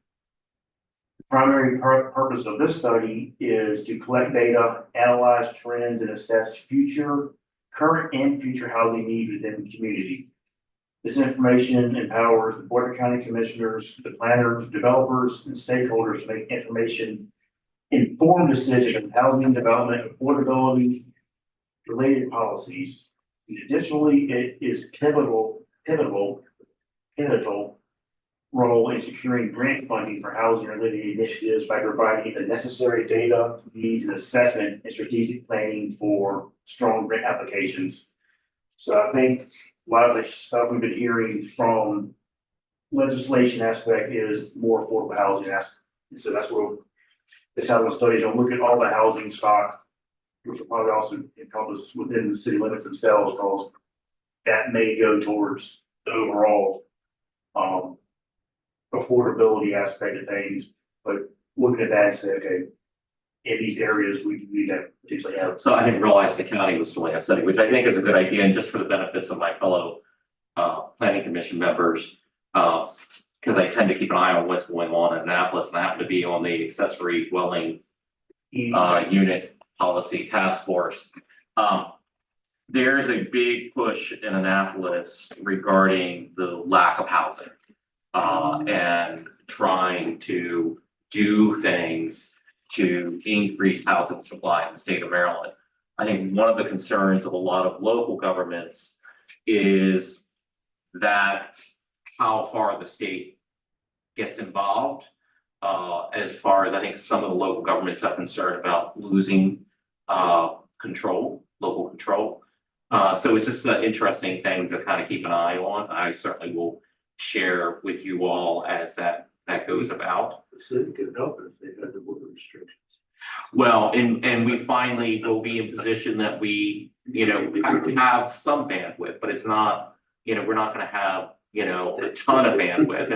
And I will tell you that I think the mayor and common council's goals with the additional water is very, some of it, we have to make sure we keep in reserve for drought-like conditions, but also, I think we want to explore more redevelopment opportunities for, downtown Westminster and stuff like that, where, because right now, if you had somebody that came and they wanted to maybe, put in additional apartments or something like that over top of a storefront on Main, in the past, it's always been so hard because we don't have the water. So I'm glad to hear that hopefully the county dives into it, not to get into county politics, but there is some capacity within the county to grow. Anyway. Hello, freedom. Anyway. Yes, so then, obviously, the other big thing we have with the economic development and land use study, which, the commissioners reviewed and the final draft on December 21st. And there are no revisions that are proposed. That economic development and land use study is on the Bureau of Comprehensive Planning's webpage. It is all its glory.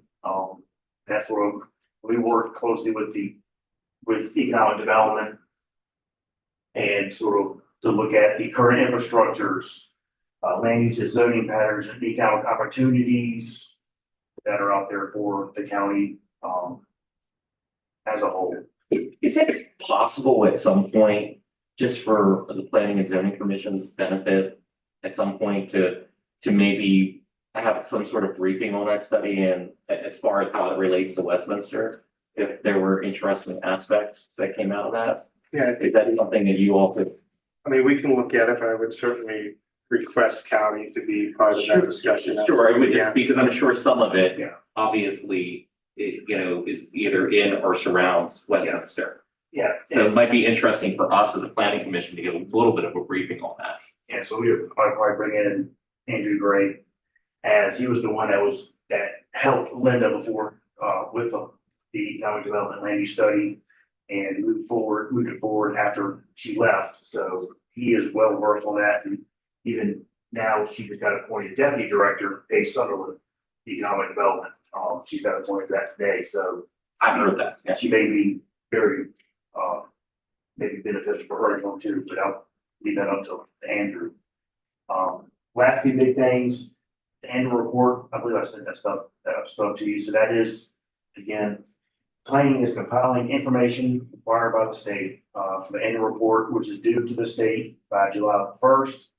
So I've already sent information to Andrea and Mark, just requesting the planning commission approval of approved worksheets which they will fill out and they're bringing forward to the planning commission of all the certain projects and things that may have happened during the last fiscal year. Annexation, zoning changes, anything like that. So The worksheets have been completed and it'll be on the agenda for February. For you to see. and then lastly, the overall Department of Planning and Land Management has a new deputy director, Daphne Daly. And you obviously knows her very well.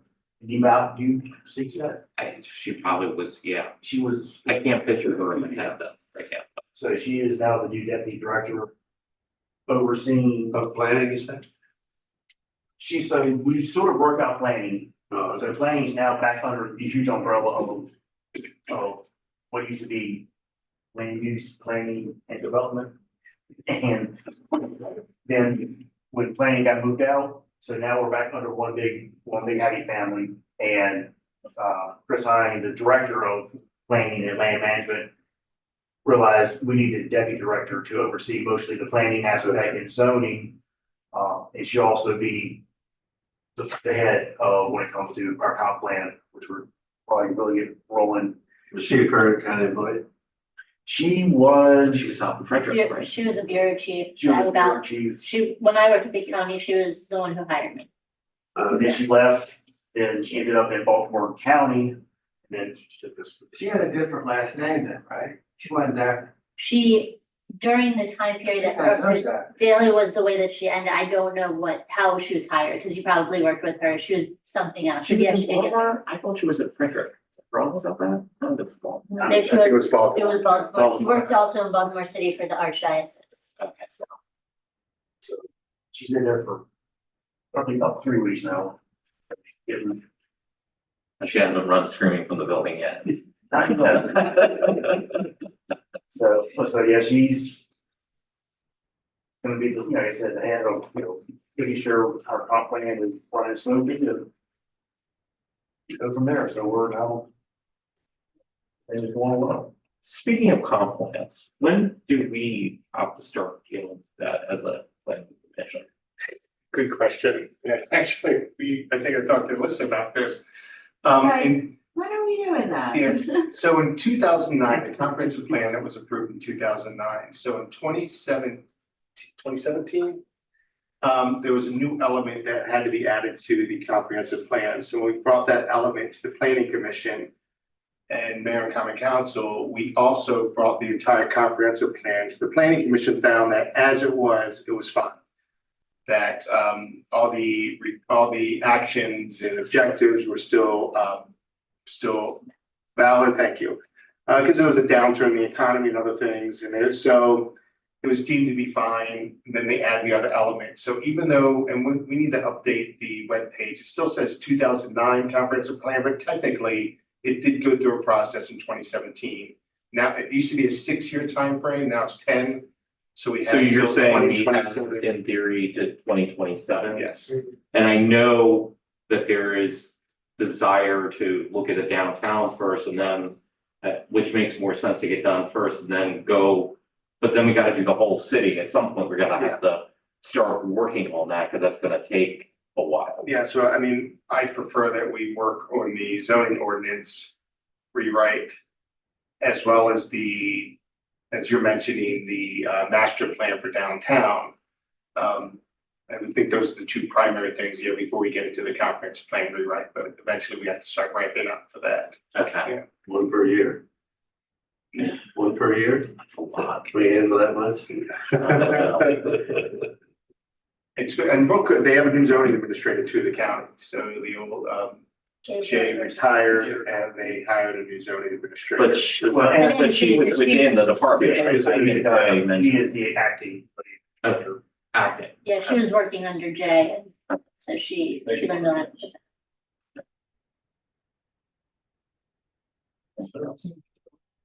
Okay. Great. Staff, anything? Just coming up, just more for interest. And I'll fill you in as this goes forward, but MDOT is working on the Maryland 97 planning and environmental linkage study. This is a study that for the limits between 140 and Maryland 496 Falklands Valley Road. The purpose of the study is to assess the transportation needs along 97, including traffic operations, safety, and pedestrian and bicyclists, whatever, accommodations. So we haven't met with them yet, so that's next month, and after we meet with them, we'll continue to inform the planning commission as to what's happening with that. I just found out about this the other day. And I'll shoot the planning commission just this brief email I received. I just have one small thing, but it's really exciting, I think. This commission gave the recommendation of approval for the annexation for Ellsworth Cemetery. So the next step after it was annexed was that we were gonna go through the heart of the Civil War Heritage Area boundary adjustment. So Maryland Heritage Area Authority heard our case, looked at all the documentation, So the cemetery was just added to our area, so that's a huge deal. They're already working on some grant opportunities, so it's been the goal from as soon as they walked in the door was to get, to get everything done in order to get them part of the area. But they could never be part of our heritage area without being part of the city, so it was just a process, so it was really exciting. So that's all that I have. Comments? I have, I'm sorry, I know we've been here for a while, take but over his mouth. Hold on. I'll try to make this quick. I just wanna say, I just wanna, this one project was kind of a mess. One thing that I would ask and my other members can, correct me if you feel differently. I don't mind, because Carroll County used to do special reports, you know what I mean? And in all honesty, if I could go back in my, time machine, even if you could have brought the whole site plan back to us at that point, because the grading was in the middle of, they're in the middle of construction. I would have been totally okay for you to bring back just the grading, for us to look at the grading to make sure we were okay with it. Because in all reality, I think if you, again, it's fine, live and learn. But even if they didn't have the whole site plan together, but to me, that grading is contrary to what Mr. Bauer said, that is material to the site plan. I did not like approving that grading tonight. And if it was in front of us as a special report, like back then, I think there's a good chance we all would have told them no. It would have been turned down. It would have been turned down. And so going forward, there's no reason that we as a planning commission can't get a special report on something like that. And in the future, with an item like that, I would like that, because I really wanted to turn that grading down. But I felt I think we all kind of felt a little trapped in here. And so going Understood. forward, Yeah. It was more for the neighborhood. well, it would have been just so. And then the other thing is, I just want to, because I think some of the other stuff that's been going on in the background, do we have a formal policy that when we receive public comment, like we normally don't have people come to our meetings to comment on a particular project? And when they do, we let them talk, like the applicants normally here, but we don't have somebody. But I do, at Carroll County, we would, once the project was presented, if someone was in the room that wanted to comment on it, we allowed them to comment, but we had a strict time limit, like they had either 2 or 3 minutes. So just as real quickly, as a planning commission, I think we should formalize that, what our policy is, so it's very clear to the public. As we're going through an item, before we make our decision, we should invite public comment from anyone who's in the room that's not tied to the applicant. Because with the applicant, you have all this back and forth, because you're asking questions. But I think we should have a 2 to 3 minute time limit on that. How does because we need to say that. Did we ever should be in done that? Yeah, rules of procedure. Can we add that to our rules and procedure to make it clear? Can you take care of that?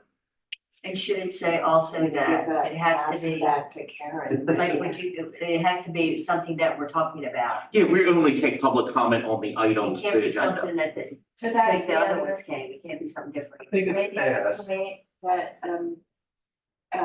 we were talking about was, yes, you should specify whether, because in your rules, it talks about public comment, but it does not specifically say it's limited to an item on the agenda.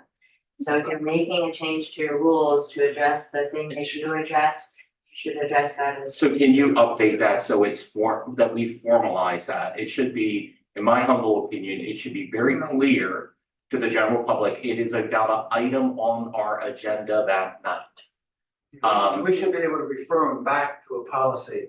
Yes. They shouldn't have to debate whether they can or Correct. can't. We just followed our policy. Probably 3 minutes is okay. I think 3 minutes is enough.